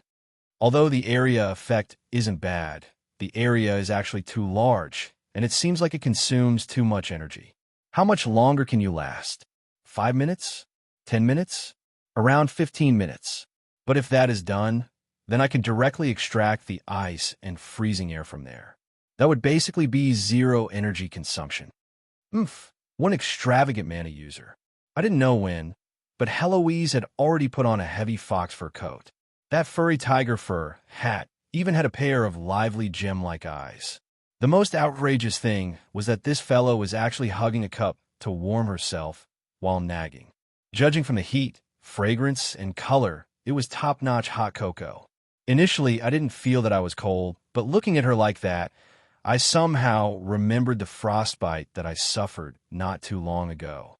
My back started shivering and my teeth couldn't help but chatter, so, confiscated, I snatched the cup over and sniffed the sweet fragrance. Then, I raised my head and gulped it down. Hey, this is mine. Forget it. there's no end to bickering with you. Unable to snatch it back, even if I stood on my tiptoes, Heloise sighed helplessly. Then, she immediately conjured another cup. Having a cup of warm cocoa down my throat on such a cold day was truly wonderful. But right after that, I felt like something was wrong as a strange taste churned in my stomach. Then, I heard my system schadenfreude. Food got achievement +1. System notification. I already told you not to steal lollipops while you were at it. You deserve it. Cough, cough, what's this smell? It's too sweet, and there's a strange smell. It's so choking. Heloise's special hot cocoa. It's a special concoction with fragrant catnip and catnip. Would you like another cup? Seeing me retch, Heloise actually had a concerned expression as she handed me another cup. Smelling that overly pungent fragrance, my stomach felt even more uncomfortable. Looking at Heloise sticking out her tongue to slowly lick that terrifying special drink and recalling that terrifying taste, my face couldn't help but twitch. Perhaps it was because she had been in cat form for too long, and that was the first time she had obtained a new sense of taste after so many years. Her sense of taste had obviously been distorted. Not to mention, she always had the ability to mysteriously take out strange items. From the moment she revived, she seemed to be more and more similar to that strange blue earless cat. Magic pet, Heloise greed. Race. This is a combination of golden elves, slimes, divine sins, ice calamity, and banshees. How do you define her bloodline? She's probably a living human. Strength, 6. Lolas have 3 good points. A slender body and a soft waist that makes it easy to push over. Agility, 7. With such low agility, she can even perform a fall on flat ground for you. Clumsy girls are actually quite cute. Stamina. As your soul-bound equipment, she won't die as long as you don't die. So don't worry and use the Lolas as a meat shield. However, you'll have to be careful of the Lolas milk teeth afterwards. Intelligence. 40. Yes, she's much smarter than you. In front of her, you're just an idiot, so don't play cards or make bets with her. Yep, I'm not mocking you for playing card with your own magic pet yesterday and losing even your underwear. Will, 29. She hates the gods and refuses to accept the gifts of any god. Charm, 33. This is a beauty that can charm all mortals. Class, LV60 Mage / LV20 All-Class Archmage / LV10 Great Sage of Magic / LV10 Divine Sins. Mutated. Overall evaluation, 120 plus, epic. Race ability, special transformation, god tier, splitting greed child form, legend, shadow shift, ice of calamity, breath of magic in the bloodline. Talent ability, special transformation, epic tier transforming into a harmless cat is her weakest ability. The cute little Lolas is just a disguise for her cuteness. She has at least dozens of powerful transformations that can instantly kill gold rank beings. As your bound equipment, she can choose a weapon form to transform into. Currently, there are 2 forms available for you to choose: a staff, breath of death, or a magic sword, ice of calamity. Talent ability, splitting greed child form, legendary tier, splitting into a small child form of greed. This child form inherits part of Heloise's abilities and attributes.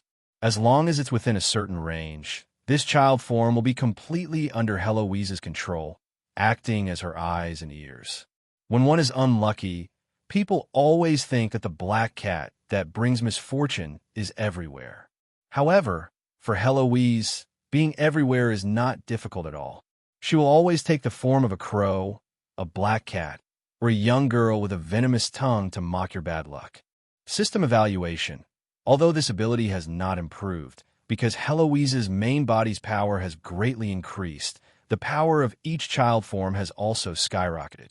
If you don't want to be torn apart by the sea of Lolas, don't offend her.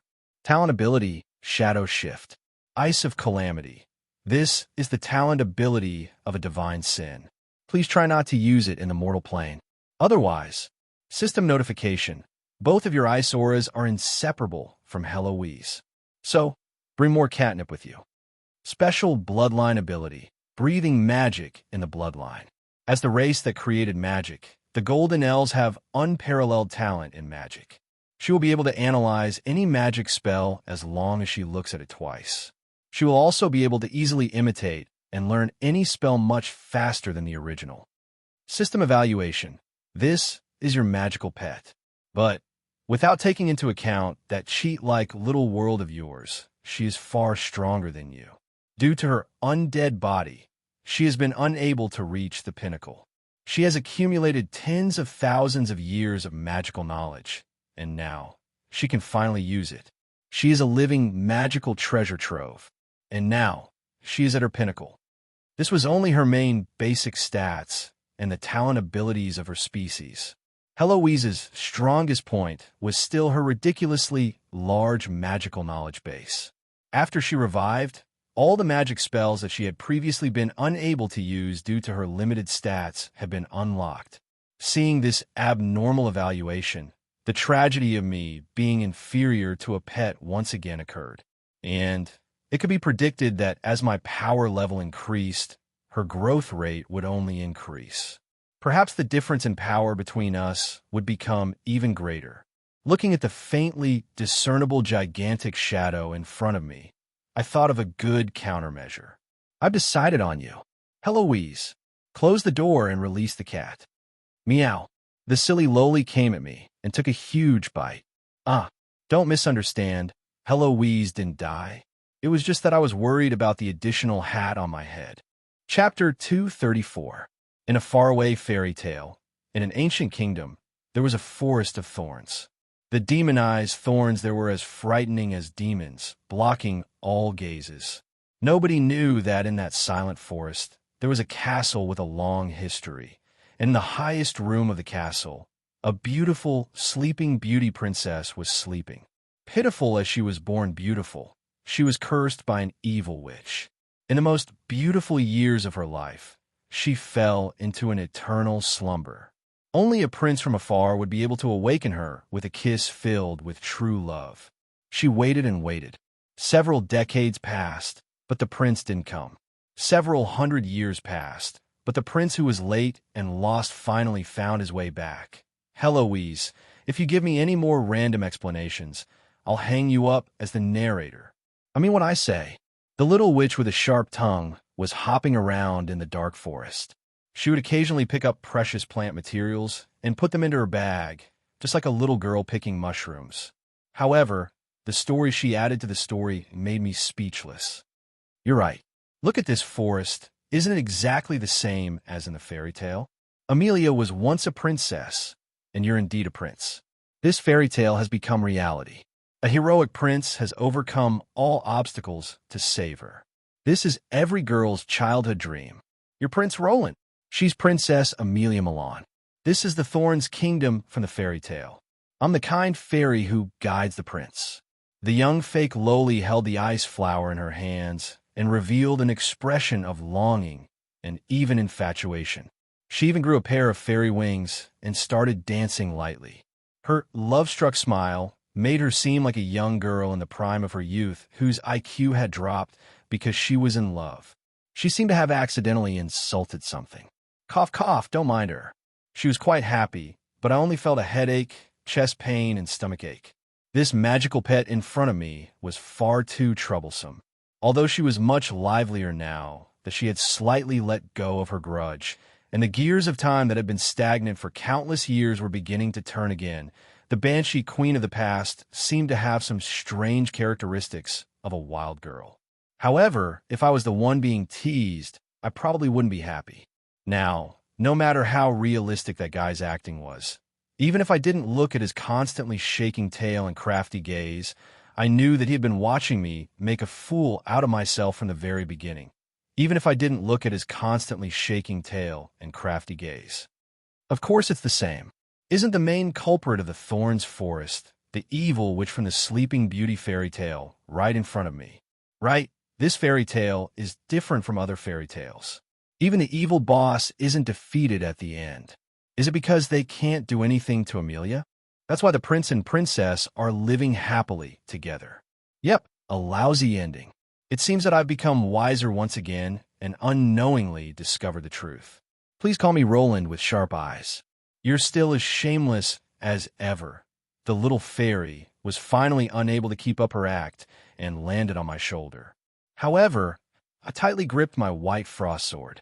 Since Heloise wasn't playing anymore, it could only mean that new trouble had come knocking on my door. What's it this time? You don't want to know. Fine, you already know. How could I not know? How could she be so big? Did Amelia steal the elves' ancient tree of life?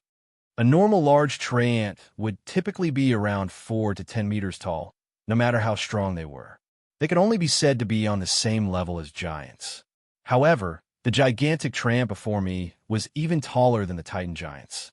At the very least, the deterrence he gave me was in no way inferior to that little yellow duck. The gigantic tree ant slowly walked over. Every time he took a step, the earth would violently respond to his footsteps. The magical plants would scatter in all directions as if they were fleeing for their lives. When he got closer and I could see clearly, I accidentally dropped my sword as I stared in astonishment at the giant before me.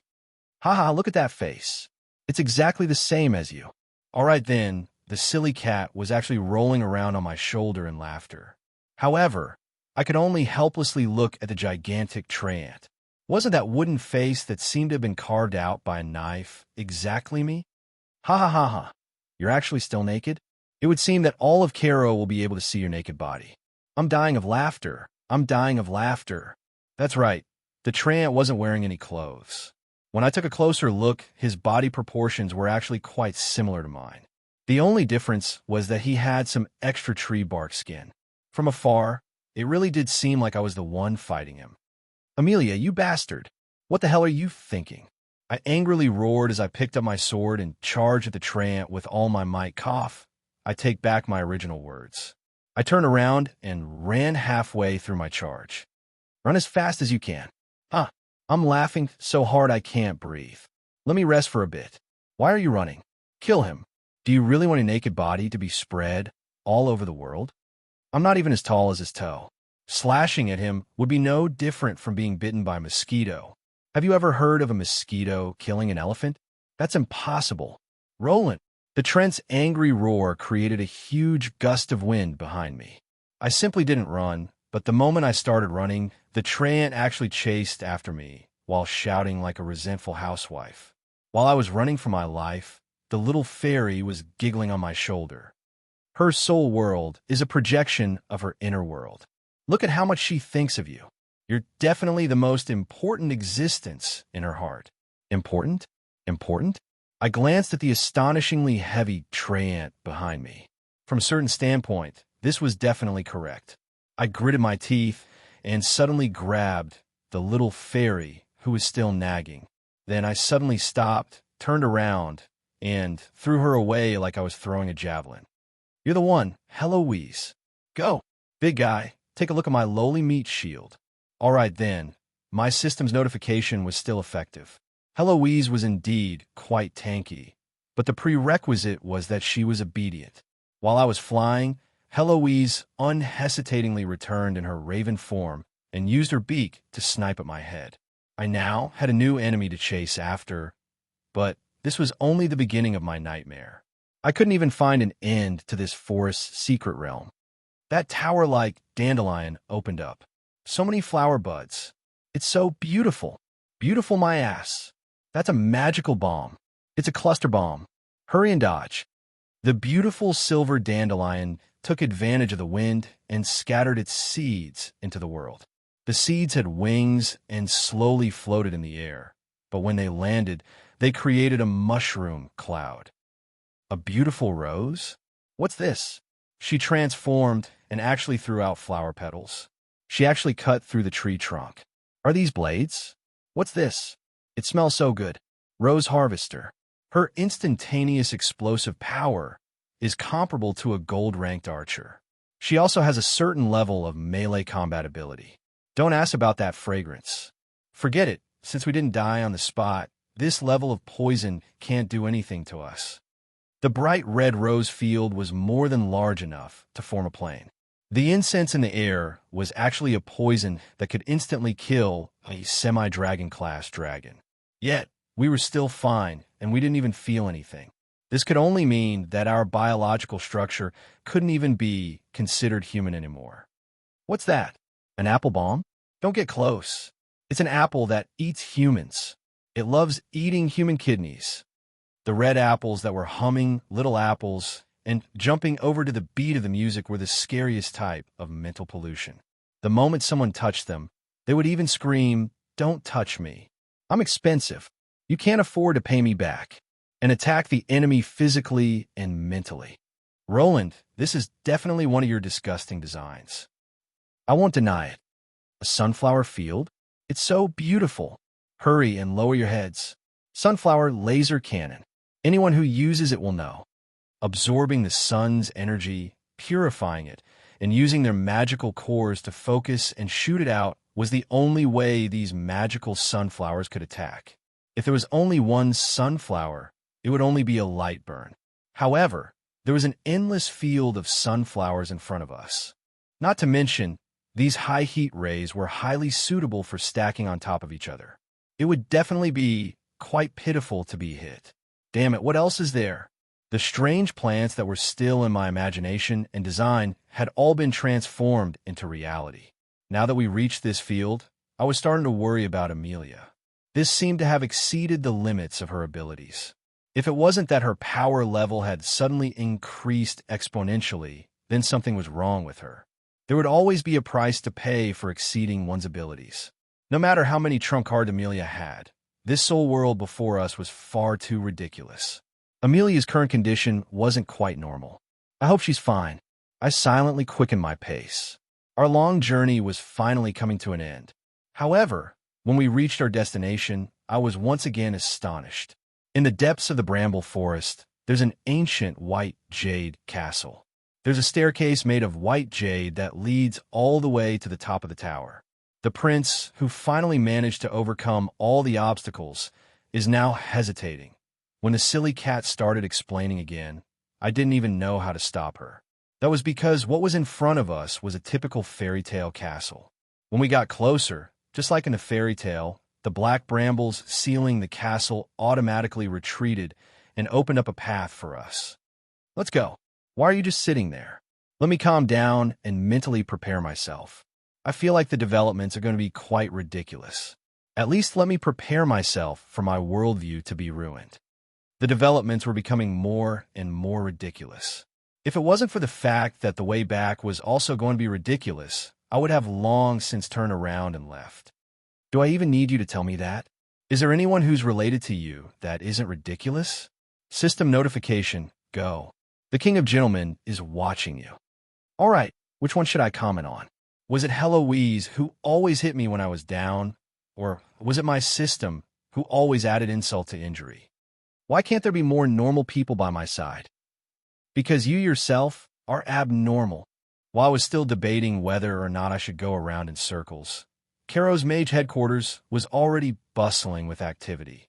Not a single city's domain lord would be able to tolerate a forest suddenly appearing in their own city, especially when their own people mysteriously entered the forest and never returned. Fortunately, Cade, who was the highest-ranked person in the Earth Elemental Plane, guessed what had happened the moment he saw a forest appear in the Earth Elemental Plane and did his best to stabilize the situation. Those lords have long since reached the limit of their tolerance for Teacher Amelia. If she's caught doing some forbidden experiment or causing major trouble, she'll at the very least be stripped of her status as a teacher. Even though Cade did his best to suppress the news out of consideration for their past friendship, he only told the public that this was a special experiment. However, the Earth Elemental Plane was about to restore its connection with the Earth Elemental Plane. At that time, the Earth Elemental Plane would definitely send a special envoy to understand the situation. That abnormal forest was still there, so it was impossible to hide it. Is there still no news from Teacher Amelia? What's the result of her divination magic? Is there still no result? Is she trapped in her own soul world? Divination about a person or an item's location was one of the few reliable divination magic spells out there. His two disciples exchanged glances, not knowing how to respond. In the end, Aditya furrowed his eyebrows and told them the inconceivable result of his divination. The result of our divination was that teacher Amelia isn't in that forest. This was obviously another yes or no multiple choice question, but this answer obviously exceeded Cade's expectations. It was common sense that a soul world couldn't be separated from its master's existence. Could it be that this forest wasn't a soul world? What's strange is that when we asked if teacher Amelia was in this city, the result of our divination was that she was. In the end, we narrowed down the location of the divination, but the result was still that forest. Finally, we considered a possibility, and the result of our divination proved that it was a completely incomprehensible conclusion. Hearing this, bean-sized beads of sweat rolled down Cade's forehead. He had already guessed that possibility. You're saying that that forest is deep within the forest. Someone came to the same conclusion.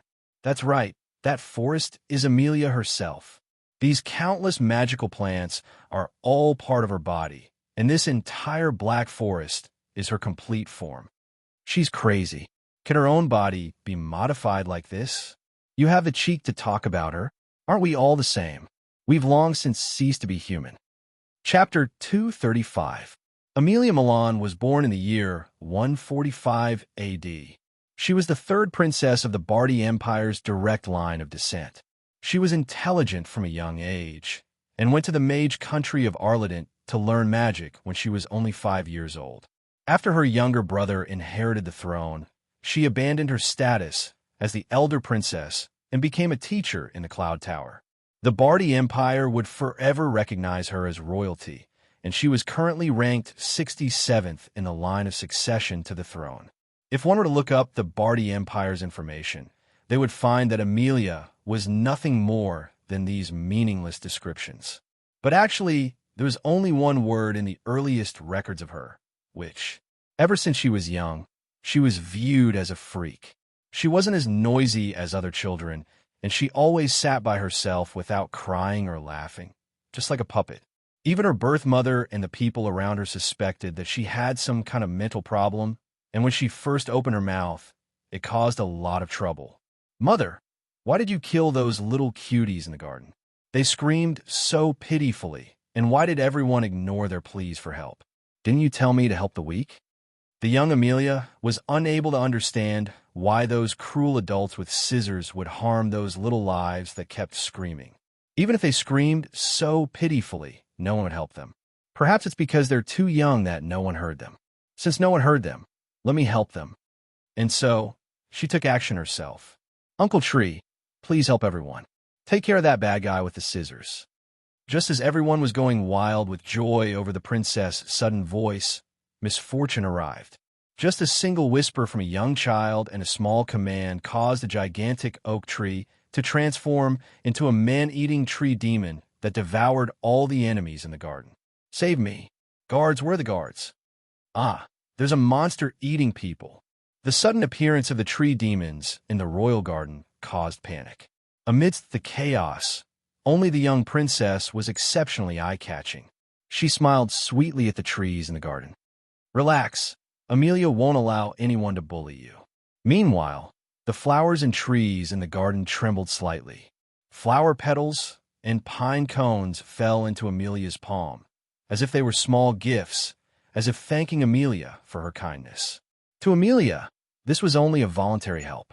But to everyone else, the little princess caused a calamity the first time she opened her mouth.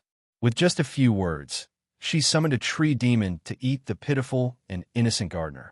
Back then, there were at least several hundred people in the royal garden. In their eyes, Amelia, who stepped on the gardener's corpse and blood to greet the plants, was the purest of abnormalities. Even with his imperial majesty's strict orders, the rumor that the third princess was a witch still spread like wildfire. Every time Amelia walked on the streets, she could see looks of fear, disgust, and criticism. "Look, that's the cursed witch." The first thing she said was a curse. What a terrifying gaze. "Don't look over here." She glared at me. Am I cursed? Now there are rumors that I'm also a witch. It's all because of this freak that His Imperial Majesty loathed me. Even Amelia's mother, who was the concubine, loathed her second daughter. Back then, the Bardi Empire's royal authority wasn't stable. In fact, political enemies used this as an excuse to attack the unstable royal family, which made his imperial majesty even more annoyed. He had 5 children to begin with, so he didn't like this strange daughter to begin with. He even had thoughts of exiling her. Originally, under the pressure from both inside and outside, especially from her parents' loathing, the best outcome for Amelia would have been to be sent to a monastery to live the rest of her life alone. In fact, she was even sent to the Earth God Church in Zydril to be a candidate for a saintess. That was a job that she was destined to be chased for the rest of her life. But fortunately, the court archmage Antonius of that time vouched for her. She's no witch. She just has the talent for communicating with plants. This child is practically born to be a mage. Little Amelia, are you willing to go with Grandpa to Arlington to learn magic? There, you'll meet many friends just like you. Amelia unhesitatingly nodded as she looked at the fearful or disgusted gazes around her and felt the kindness of the old man before her.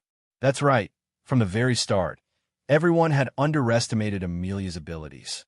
She didn't simply have the ability to communicate with plants. Her natural talent was simply the concept of communication. No matter if it was a plant or an animal, she could communicate with them through her mind. Others might think of her as a strange child who didn't know how to speak or feel troubled. But in reality, she was constantly communicating with everything around her through her own ability.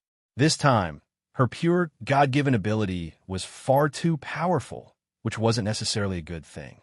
The purer a life was, the simpler their consciousness would be. The more desires they had, the more distracting thoughts and evil thoughts they had, which made Amelia feel quite uncomfortable. Her ability wasn't to read minds. She was only able to communicate directly. If one had to describe her ability, it would be more accurate to describe it as seeing through the other party's desires. Amelia hated her own maids. Their empty minds were filled with nothing but money and rumors. She hated her older and younger brothers. Their immature bodies were filled with male desires and ambitions. She even hated her own mother and father. Her mother only treated her as a tool to obtain love, while her mother was busy with scheming and scheming every day. The majestic royal palace was filled with filth. Later on, Amelia even began to hate humans. She hated even those creatures filled with desires. Plants only needed sunlight, water, and nutrients to survive. This actually became her safe haven. She would often avoid anyone and wander around the botanical garden. She wouldn't even return home late at night, which actually solidified her identity as a witch. When Amelia decided to leave her homeland and go to the mage country to become a mage, the joy, and other emotions from her family made her never want to return to her homeland. Perhaps things will be different in the mage country. At the very least, I won't be the only strange one. Unfortunately, humans were still humans. They had more desires, more ambitions, and more expectations. For Amelia, humans were just like aliens that she couldn't understand.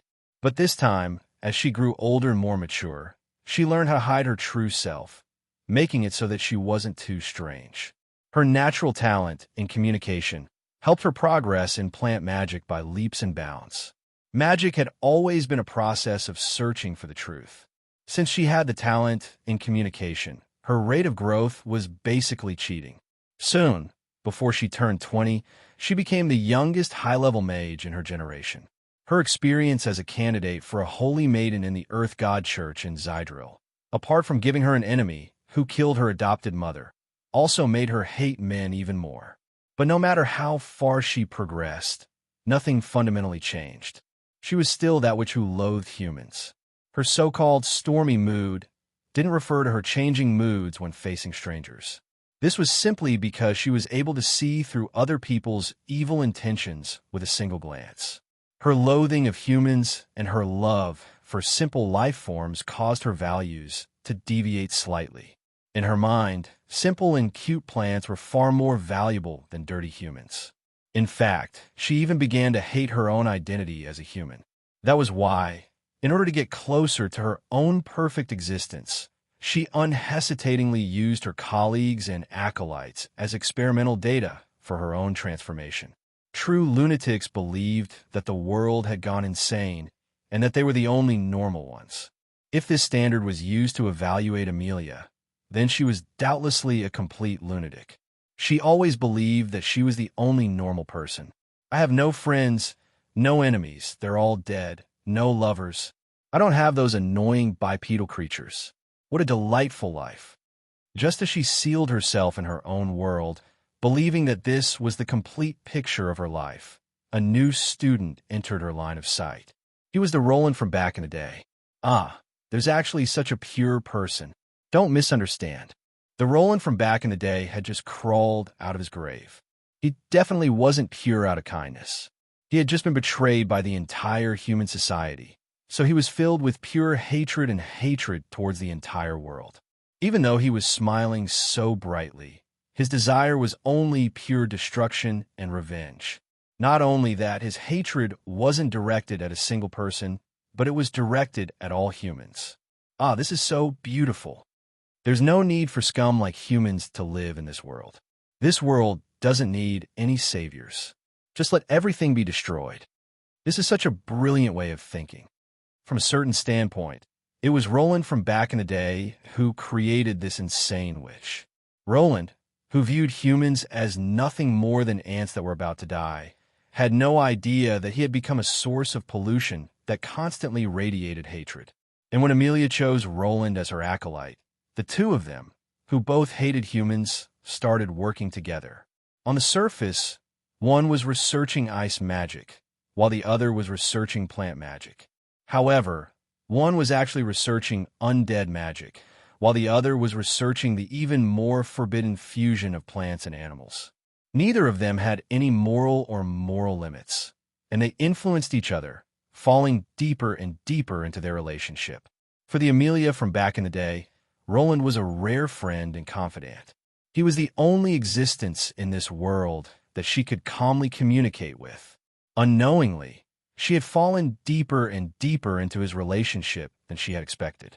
Although plants were simple, they lacked intelligence. It was already good enough that they could listen to what she had to say. It would be impossible for them to react in any way. Humans were naturally social creatures. They desired to communicate and to be recognized, and trusted by others. Even Amelia, who believed that she was used to being alone, was no exception. After Amelia, who had been alone for more than a century, opened her heart, she treated her confidant quite well. She was also willing to impart magical knowledge to him. In fact, she was even a bit naggy and insane. And indeed, Roland benefited greatly from this. And when I obtained what I needed and obtained the power to take revenge, I unhesitatingly sold Amelia before I left. I obtained the power to take revenge and decided to set out on my journey of revenge.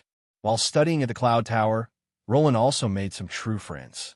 Although his desire for revenge had never wavered, he unhesitatingly reported Amelia for the sake of Cade and his other friends' safety.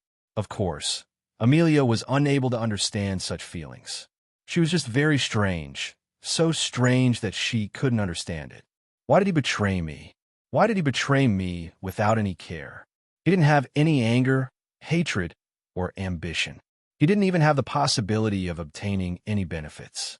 He basically said, "The sun is rising in the east, so it's probably going to rain. I'm in a good mood today, so I should report Amelia." He betrayed me with such a natural attitude. Was it because I was also a human? Because I was also a part of his hatred? Roland's departure and despair caused Amelia to sink into complete confusion. Perhaps not long after that, she completely abandoned her human identity. Perhaps it had something to do with this thought. After Amelia finished dealing with her own troubles, she confidently planned to go find Roland for revenge. However, she received news of her acolyte's death. Amelia, who had always been cold and aloof, encountered a wave of emotions for the first time. However, it wasn't the joy she expected. She was angry, unwilling, despairing, disappointed, and sad. She discovered to her astonishment that her heart was aching. It wasn't because of the pain of being betrayed, but rather the pain of losing the only person who truly understood her. That pain was like having her flesh dug out of her body and tormented her for a very long time. She thought about how she would never be able to see that hateful person again. She would never be able to see that fake smile again. She would never be able to find a gaze that would understand her again. She thought about how she would never be able to open up and confide in others again. She thought about how she would forever lose her only home. For the first time in her life, Amelia felt pain in her heart. However, she didn't know where her heart was. That year, Amelia regretted giving up her human physical body for the first time ever. She lost the right to cry. From that day onwards, Amelia's time was stopped. She was still alive, but that was all. She once again placed herself in a box where no one else existed and used a false mask to deal with everyone. Yet, more than 300 years later, fate allowed this pair of lovebirds to reunite. Amelia's time gear began to spin once more.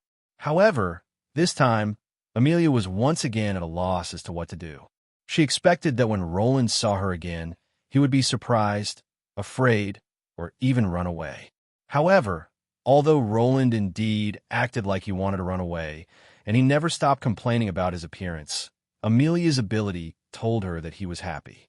He was happy to see her again. He liked seeing her, and he was happy to be reunited with her. At that moment, all the hatred and dissatisfaction she had accumulated for more than 100 years vanished like smoke.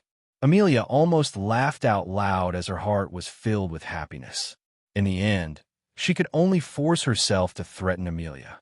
At that moment, Amelia finally came to a realization. She understood her own inner feelings. So, I do like him. Researching plant magic? Everything was just an excuse and a false reason. I want to be by his side was the true reason. Does he already have a girlfriend? Anyways, I just want a friend. Yep, it's fine as long as I feel comfortable by his side. Her powerful pride caused her to give up on trying to compete for Roland's attention. In fact, she wasn't even willing to show her own feelings. Being his confidant was enough for her. That was the reason she used to numb herself. And the fact that she wanted to learn how to cook was nothing more than another way of showing her unwillingness to admit defeat. However, that reason that even she didn't believe in had been shattered by a certain reckless person. Amelia had never been able to confuse Amelia from the very start. She only needed 1 second to understand everything. However, Amelia herself was shaken by this once-in-a-lifetime opportunity. As long as I accept, no. As long as I don't forcefully refuse, we'll be a couple. He'll even be the one who's actively pursuing me. In the end, Amelia made her choice. She was even a part of the rapidly spreading scandals. At the very least, the rumors that reached Eliza, as if they had wings, had something to do with her. Even Amelia herself didn't know why she did all this. Perhaps she could only barely come up with one reason. She instinctively used her own method to declare war against Roland, hoping to have a proper duel. But after that duel, her overly shaken heart caused her to sink into hesitation and confusion. I don't even have a normal physical body. It's impossible for me to have a normal child. Will he mind? I have such a terrible reputation, and I've done so many bad things. Will he hate me if he finds out? Although he only sees me as a friend, at least he's better than that Eliza. Roland only sees that girl as family, as if she's his own daughter. At the very least, Roland still sees me as a woman. Countless thoughts intertwined in her mind. She hadn't recovered from her injuries at Red Maple City, and she had also experienced a bitter battle against Omderoken. Amelia had worked even harder and sacrificed even more than what she had shown in the Earth Elemental Plane, which lacked water and air. Now that she was at her weakest, she also encountered a period of mental confusion, which caused her entire physical body to go out of control. Her berserk body revealed its true form, transforming into a pitch-black forest. Meanwhile, her own consciousness was like an ostrich that stuck its head into the ground, sinking into the deepest part of her consciousness into a deep sleep. I'll just continue sleeping like this. I won't have to worry about anything. What's Roland doing? Will he be sad when he finds out that I'm not here? Will he still be together with that little girlfriend of his? Will he forget about me? Forget about me, an idiotic woman who doesn't even dare to confess to him. Forget about me, an idiotic woman who doesn't even know how to do household chores. She had been floating in this sea of consciousness for an unknown amount of time. It wasn't that she had no way of controlling the situation, but rather that she had unconsciously given up control over her physical body due to her self-reproach and self-loathing. But finally, she heard a familiar knock on her door. "Hey, my sleeping beauty, it's time to wake up. If you keep sleeping, you're going to miss my birthday party. It's going to be a super awesome party. You'll definitely regret it if you miss it." Was this another hallucination? Why was this hallucination before her so realistic? That familiar smile seemed to contain a rare bit of sincerity. Yet, his joy and happiness at seeing her seemed so familiar. It was as if this unscrupulous acolyte had prepared breakfast and was about to wake up her teacher who had stayed up all night doing experiments again. "Good morning, Roland." Amelia's face was red, and she didn't even know why she was saying such meaningless things. However, Roland paused in surprise when he heard her greeting, but then he smiled just like before. "Good morning, Amelia. I'm so happy to be able to see you again." The witch's face became red and hot, but her smile unknowingly appeared. She nodded slightly in a manner that was impossible to discern, but she was complaining in a voice that only she could hear. "His intentions are so sly. This is practically against the rules." Chapter 236. "Good morning, Amelia. I'm so happy to be able to see you again." Roland's smile was as dazzling as the sun. He was delighted from the bottom of his heart in his warm embrace. For Amelia, who still didn't have enough self-awareness, this was an irresistible poison. Amelia immediately blushed and didn't even know what she was muttering. Embrace? That's right. Amelia was currently completely naked, with only a cloak covering her most important parts. She was lying in Roland's embrace. "Put me down." Amelia discovered her current situation, but she still hadn't made any plans to take the next step. This witch, who still had no intentions of marrying, immediately started struggling. "Don't move." Roland's angry roar suddenly scared her. This was the first time that Roland had ever lost his temper at her. Amelia paused in surprise as she watched his face get closer and closer. Could it be that he wants to? Roland seemed to be looking down at something. Even though he was still filled with astonishment and disbelief as he looked at the familiar face getting closer and closer, her body felt weak, and she couldn't muster any strength. For some reason, the girl suddenly lost the strength to resist. She could only watch as his face got closer and closer, as well as his hands still doing whatever they wanted on her body. "You haven't confessed yet. I'm not that kind of person. At the very least, you should at least confess first and let me prepare myself. I hate that sh*t the most." She somehow regained some strength and viciously slapped Roland's face. If she was an ordinary girl, this would only be an act of shyness. However, a certain witch's arm strength had always been a mystery. Her shyness was more than enough to slay a dragon. "Your body's fine. It's good that you're awake. Hurry up and control those rampaging." "Ah, all right, then." A certain unlucky fellow who was treated as a pervert was directly slapped away. Only now did Amelia have the time to clearly see what was going on. She also understood what Roland didn't say in time. "Since you're awake, stop watching the fun. Hurry up and control those crazy plants that are chasing us." The three virtues, the giant Roland Trant, the rose garden, and everyone else that could run and couldn't run had followed them here. If Amelia had woken up any later, Roland and the others would have been wrapped up like dumplings. Amelia was the core of this forest.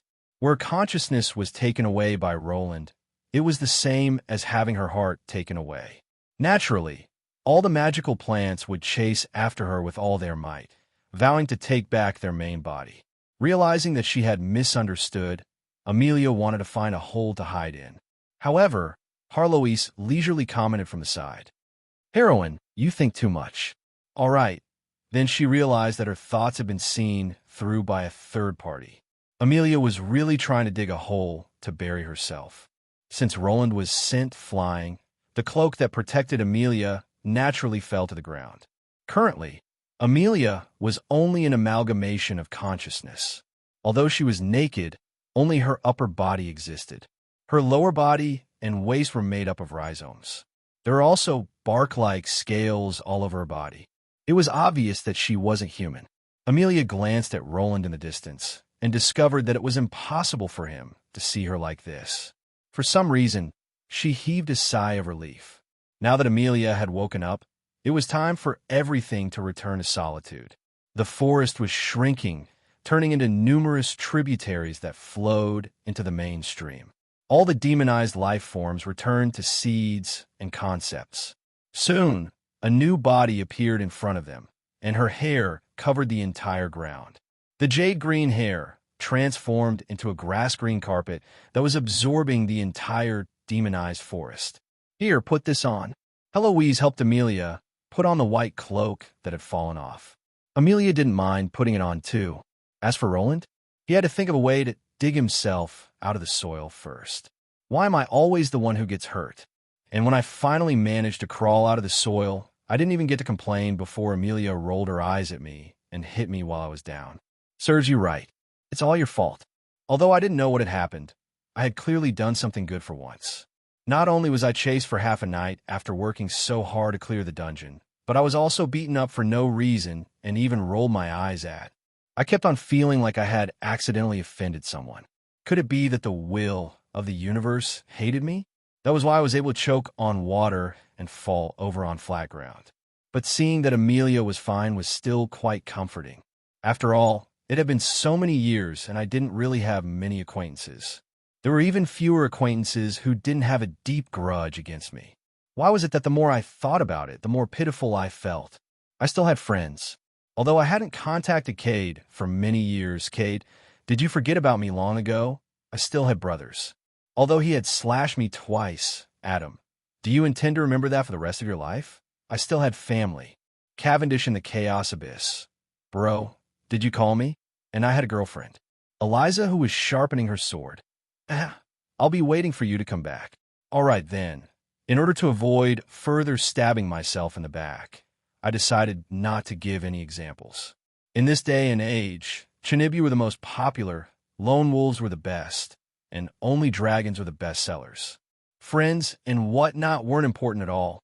I really didn't envy those who had many friends. Yep, I had many friends, and I even had quite a few in this entire dimension. For example, Cade, such as a certain Cade, such as Bayfoam. System, are you asking me? I unhesitatingly deleted Bayfing's name from my mind as I recalled his new companion that was several hundred meters long. I did my best to bury him in the deepest recesses of my memory. Yep, it was about time for us to return, so the three of us should just leave. Bayfoam? Who was that? A native of this world? I had no impression of him at all. Aren't you being too heartless? Didn't he just help you this time? I do want to reward him. What do you think of the title of Highest Governor of the Mist Alliance's Donlon Principality Colony in the Earth Elemental Plane, Chief Military Officer, Translator, and 27 other positions, including Handyman? I think it's wonderful. He should be quite happy to stay in this world and enjoy life together with his little companions. This wasn't purely a joke. The process of war would always determine the future benefits of a region. After sacrificing so much to kill off Omderoken, it would be an obvious waste to just turn around and leave, giving the benefits to others. With the other organization's bases here as evidence, this seemingly barren Earth elemental plane was actually a treasure trove of resources. Many special minerals that would be considered rare treasures in the mortal plane could be found everywhere here. It was just that no one would be willing to lower their heads and pick up rocks, so it would be quite valuable for an organization to set up a base here. But with the Mage Country's base in Caro as an example, in order to defend against the frightening sandstorms, the city's defensive spell formations had to expend a considerable amount of energy. The soldiers stationed here couldn't be weaklings either, and the Mage Country also had to take care of the dimensional teleportation requirements. In order to set up a medium-sized base here that included gathering, transporting, mining, and military missions, it would require an astronomical amount of resources. Obviously, neither the Mist Alliance, which was still in the midst of preparations, nor the impoverished Donlon Principality would be able to fork out such a large sum of money.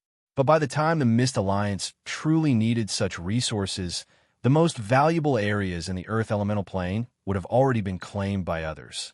At that time, it would be incredibly unrealistic for the Mist Alliance to want to occupy even a small portion of the Earth elemental plane. That's why, Beifong, your mission is to occupy the Earth elemental plane. You don't have to do anything, but it's enough as long as you let others see where you are.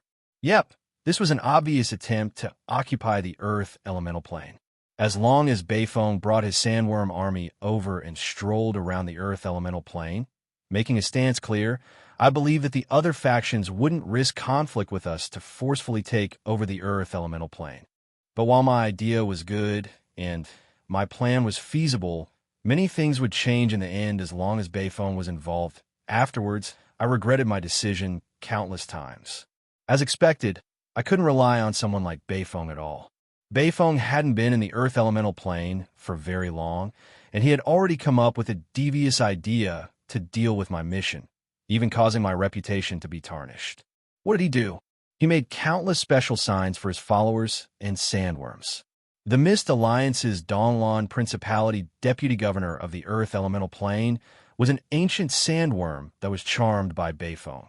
The Mist Alliance's Donglan Principality Deputy Governor of the Earth elemental plane was a gigantic earth spider. Then, all sorts of strange creatures were placed under Beifong's sign. In the end, the entire Earth elemental plane became their base, a legendary holy land for evil cults. And it just so happened that the position of deputy governor that I casually mentioned really did have the power to give orders to other creatures. And so, all these strange creatures became members of the Mist Alliance. In the end, when we finally had the strength to open up this Earth elemental plane, not only did we have to face the strange gazes of other factions, as if they were looking at aliens, we also had to face even more of our strange allies. What? That sandworm is my superior? Apart from eating and digging holes, he doesn't think of anything else? There's no helping it. From an administrative standpoint, he's indeed your superior. However, the sandworm that we're talking about doesn't exist. Think about it from a different angle. Having a superior like this isn't bad at all. At the very least, he won't randomly order you around. Yep, just think about it seriously. Otherwise, you'll vomit blood in anger just like your predecessor. This was actually quite good. At the very least, that sandworm was quickly fired due to competition for the position. The other Earth elemental plane residents were even more diligent than the Earth elemental plane's employees. Plus, they were able to adapt to the local environment and were excellent at their work, which really made me speechless. The final result was that this Earth elemental plane became the shared home of both Earth elemental plane residents and outsiders. Every year, I even had to prepare an excellent employee trip to the mortal plane for them, which caused even more jokes and trouble. For example, I had to arrange a hot spring and giant brush for mega elemental giants to bathe in, and a salon to enjoy his own skiing trip. If I ever found out which bastard told him all this, I would definitely banish him to this plane to shovel sand for the rest of his life. The most troublesome part was that a certain Draken had started spouting nonsense here, leaving behind a religion similar to Buddhism called Great Love. This religion became a malignant tumor that spanned across countless dimensions. As for the founder of this religion, he was constantly on the wanted list. At the same time, this Earth elemental plane became the holy land and headquarters of that abnormal evil cult.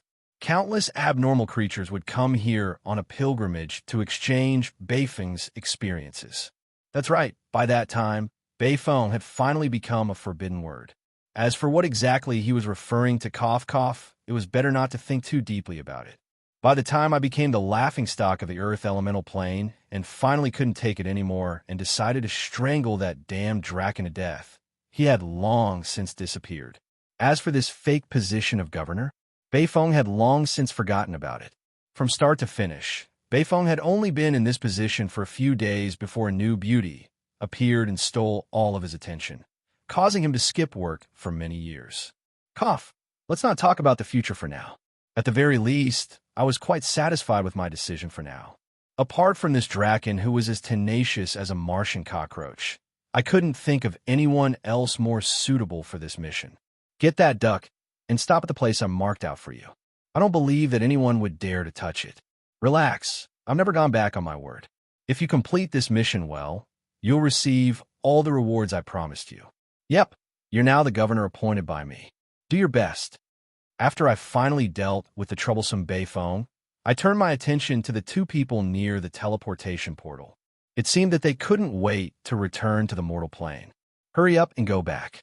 I have a few new research projects that I want to start. The tall, which had already regained her previous gentle temperament. Under the parasol, she was leisurely reading the cooking manual, Complete Guide to Poisoning, as if she didn't care about anything. However, compared to her previous indifferent temperament, I always felt that there was something extra. Is there any point in talking so much to that guy? Do you really think that he'll do as you say? I guarantee that he'll immediately run away as soon as he's tired of the creatures in this plane. All right then, Heloise's opinion was the same as mine, but could a fake loli like you stop eating candy on my neck? Even if you really want to eat candy, don't talk about it while eating. Your saliva is dripping onto my head. It's so dirty. Let's try everything we can. Right, Kate? That should be enough to bring it here. There's no need to. All right then. I knew that I didn't say anything. This lolicon old geezer was currently happily looking at the lollipop on his head, as if he was already fascinated by it. His foolish expression and his posture of holding a lollipop in each hand completely destroyed his image as an archmage. At the very least, the disciples behind him were all covering their faces, not daring to look. Some of them were probably even beginning to wonder if they had entered the wrong school back in the day. After hesitating for a moment, I gave up on telling him that this fake loli was our famous strict teacher, Heloise. Back in the day, Heloise had punished Cade by making him hang upside down in a public square because he had failed an exam. Not revealing his true identity would leave him with a beautiful memory. Cough. Why are you being so polite? You actually rushed over to pay me back. I'm already quite happy that you're willing to pay me back 30,000 gold. How about I give you a discount? It's not easy to carry gold coins, so just give me a gold exchange certificate from the Goblin Bank. Only 3 gold coins? Oh no, not even a single gold coin. You almost tricked me again. I finally remember. You were the one who owed me money back in the day. How did it become me owing you money? TSK, you're so stingy. You've woken up the moment you heard about money. Let's just forget about such a small matter. Why didn't you forget? You still have the face to say it. You were like this back in the day as well. As we chatted about the present and the past, we couldn't help but laugh out loud. When old friends met, the closer it was to parting, the more they wanted to talk about it. In the end, under Amelia's urging gaze, it was finally time to part ways. Right? My term as a teacher is almost over. Come to the Cloud Tower when you have time. There's news from the headquarters. It seems that someone important is looking for you, so it shouldn't be anything bad. The teacher certificate I help you with is real. Just use the normal method to directly enter the Cloud Tower. After saying our goodbyes, I suddenly paused in surprise at the final message that suddenly appeared behind me. However, the teleportation portal had already been activated, so I waved my hand to indicate that I already knew and that there was no need to say anything else. Take care, old man. Live for a few more years, and we'll meet again. I glanced at my companions in the purple teleportation portal. Amelia had long since prepared her luggage, and Heloise had conveniently taken all of Cade's candies. She was currently enjoying her next target. It seemed that they had long since been itching to go through the teleportation portal. Come on, let's go home. Chapter 237. Peace is so nice. I sat in a tea house in a public square and lightly sipped on some fragrant tea. I looked at the peaceful winter scenery before me. Since when did I have such a happy retired life?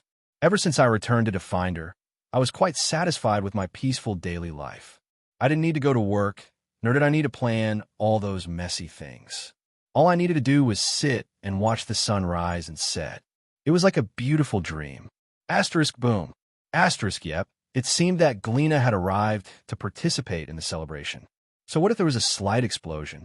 Everyone had their own hobbies, and we needed to respect everyone's freedom. Capture that bastard. He actually dared to go even further than before. The group of naked men running past me was nothing. I had experienced it so many times in Sulphur Mountain City that I had long since gotten used to it. The Newtown security squad seemed to have gotten used to it as well, but I don't care about anyone else. But if the highest-ranking bishop says anything, Wumian's reputation will be affected as well. It seems that I need to tell Lilith that during the celebration, that Tauren is to be imprisoned until he dies. Now that all the envoys have arrived, I can't let him continue to embarrass himself. How could such a small matter possibly stop me from continuing to laze around? I was in a good mood to relax. After doing my best to erase the scene from my memory, I poured myself another cup of tea and slowly enjoyed my peaceful life. And then a group of naked men with wings floated past in the sky. Asterisk poo. Asterisk, I looked at Eaglestorm and his brethren in a daze. Part of the transformation was a high-level drool technique. Weren't there more and more people who knew how to do this? When I looked closely, I discovered that there were actually quite a few black wing people among them. They were Camderon's minions. I heard that Eaglestorm's drool sect has been very successful recently. Last time I saw the fairies report, they actually managed to snatch 2 seats at the Drool's Voice of Nature gathering and even had the right to speak. Eaglestorm is even hailed as the most outstanding theoretical reformer of the current generation. As expected, is there something wrong with the Drool's head? If this sect continues to expand, there will only be more and more winged people who don't wear clothes, and that's basically mental pollution. Let the town security know. You can also be targets for the air defense. Don't thank me. Everyone has a responsibility to fight cults. Please call me X-Blade. I'm selling medicine. I'm selling secret alchemy potions. Whether it's for treatment or health, they're all effective. Dozens of gold-ranked alchemists worked together to create this potion. All the common potions were available, and they were sold at half price. What are you waiting for? As long as you can think of it, we have it here. Sex change agent, super hair tonic, peerless macho blue potion. Take a good look, it's the safety card. It's absolutely effective, absolutely safe. I looked at the gnome and his cart walking past me, as well as the familiar safety card from the BR brothers. Most importantly, I even saw the alchemy symbol of the miracle alchemist Olivia. That was why, for the sake of Definder's citizens' safety and the next year's health and civilization evaluation, I unhesitatingly lowered my head and began writing a second letter of criticism. What? Why would someone with the symbol of the miracle alchemist have to be reported and banned? Olivia currently didn't have such a title. Her current title was Random Alchemist. The ingredients of her potions were random, their effects were random, and their targets were random. A single batch of alchemy products could have more than 10 different effects. Who would dare to touch such a thing? Mom, why doesn't that gnome have any fur? Don't look. Hurry up and leave. All right then, I take back what I just said. At the very least, this acolyte had quite the professional ethics. At the very least, she used herself to test out the potion. Although this hair removal potion's effects were rather strong, it was indeed effective, wasn't it? Although having fur all over their bodies was basically the symbol of gnomes, and a hairless gnome was even more ridiculous than a hairless husky, her dedication was still commendable. I clearly drank a growth potion. As expected, growth potions and advertisements can't be trusted. Even though Olivia's mutterings were so close to me, I still added another case to my letter of criticism. I knew that this wasn't because Olivia wasn't skilled enough. In fact, it was the opposite. It was because she had too many ideas. She always liked to improve potion recipes and create new potion recipes. The end result was that many of these dangerous potions were produced. Normally speaking, such potions wouldn't be sold to outsiders. However, it was a pity that Olivia's teacher, Ingo BR, was a pure gnome. How could gnomes possibly waste such precious ingredients? Roland? Oh, I'm sorry. I mistook you for someone else. The person who suddenly walked by was a witch who was carrying a pot of unknown ingredients. Recently, she seemed to have become addicted to cooking. Since I had finally returned to the mortal plane, where there were so many ingredients, how could I possibly take the initiative to become the food god? Sister, are you looking for His Highness Roland? I saw that he went to the west of the city on horseback. He's probably out of the city. At this moment, I couldn't help but secretly rejoice at my own foresight.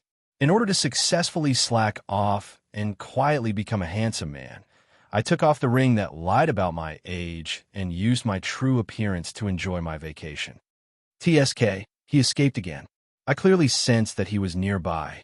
Yeah, little brother, did you eat lunch? I did. I'm already full since early in the morning.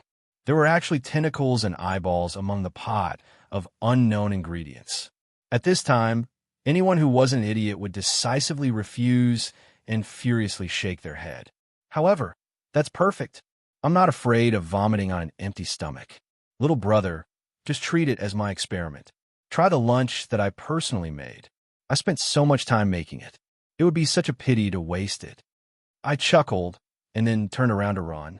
However, the vines beneath my feet instantly hung me up. She had actually long since predicted that I would run away. All right then, under the pressure of this terrifying witch and being tied up, in order to not expose my identity, my achievement as the god of food increased by 1. It was quite rare for me to be able to cook so much without dying every time. Ugh, seafood and tangerine flavor. It's slightly stronger than last time's burnt rubber flavor, but it's limited. It's always different every time. How creative. But the strange thing was that even though Amelia clearly didn't capture her main target, she actually happily watched me eat after I finished eating. Then, she hummed a song as she cleaned up the dishes. In order to conquer a man, you must first conquer his stomach. Little brother, what do you think? Is it delicious? Obviously, her understanding of this classical maxim was quite a bit off. If conquer referred to killing and surrendering, then I felt that she had already achieved her goal. At the very least, my stomach had raised the white flag countless times already. All that was left was to give it a final cut. Beautiful sister, if I were your target, I would have already been completely conquered by your cooking. Next time, please directly give it to your target. Don't waste it on someone else. This wasn't because I wanted to make another achievement, nor was it because I didn't want to see Amelia's hard work go to waste. I simply didn't want to see anyone die. Even I, who had an inhuman physique, could be made half dead. If anyone else ate it, they would probably be poisoned and die. It seemed that my sarcastic suggestion was a bit too tactful, as Amelia actually smiled and nodded. It was evident that she was in a good mood. Yep, I won't give it to anyone else. All right then. I bid farewell to this sister, who was preparing to go to another dimension to collect ingredients for dinner. I seriously considered for several dozen seconds whether I should continue hiding like this or actually leave the city to seek refuge. However, I met with a new problem. Yet another group of Royal Knight ran past me. Their eyes were constantly scanning the crowd, obviously searching for someone. You still haven't found His Highness? Lady Kelly said that if we still can't find His Highness today, there's no need for us to go back. We'll have to go around the city for a 500-kilometer training. Envoys from various countries are here. So many major figures want to see His Highness Roland. Just what does His Highness Roland mean by this? The military also said that His Highness Roland has to personally discuss and prepare for the military parade. If we still can't find His Highness Roland, we're going to quit. Upon hearing this, I took out a special disguise item, a mystical pair of black-rimmed glasses. As long as I wore these glasses, I would be able to ignore anyone's face that was so close to me. Fine then, I was just making things up. I was just curious as to how it was possible for there to be so many misunderstandings in those epic stories. Lovers would simply wear a veil and a hat, yet no one would be able to recognize each other, and they would end up killing each other. But right now, these traditional black-rimmed glasses were doubtlessly double insurance. And in order to increase my persuasiveness, I naturally couldn't miss out on those childish lollipops. But the strange thing was that when I put on the glasses and took out the lollipops, those knights actually started paying attention to me. Lady Eliza said that His Highness Roland might be disguised as a child. If you meet someone who notices you, he'll suddenly change his appearance, such as wearing a hat or wearing glasses. She also said that old fellows like to use lollipops to pretend to be young. If you see someone who's 11 or 12 years old still chewing on a lollipop, it should be him. What else could I say? I didn't say anything else as I turned around and ran. All right then, as soon as I ran, even if there wasn't a problem, it became a problem. Those newbie night knights naturally chased after me. And as they chased after me, I ran into an empty alleyway. About 10 seconds later, I emerged from the entrance of the alleyway with a pile of metal cans lying on the ground behind me. Did you really think that I would be able to eat you? Before you go fishing, you should first think about how much weight your fishing rod can take. Didn't she tell you to be careful of your anger? Roland, huh? I couldn't help but sigh. Why am I always getting exposed? It seems like this disguise is completely useless. However, just as I was about to use my memory erasing kick again, I saw a nightmarish figure. Little Rolo. All right, isn't the one who suddenly pounced over the fierce dog Momo who had just finished her mission to settle down the refugees? Of course, there was also Diana, who was looking at me with a shocked expression. What else could I say? I continued running. I've had enough. I don't want to do anything before my birthday. No one can stop me from taking a vacation.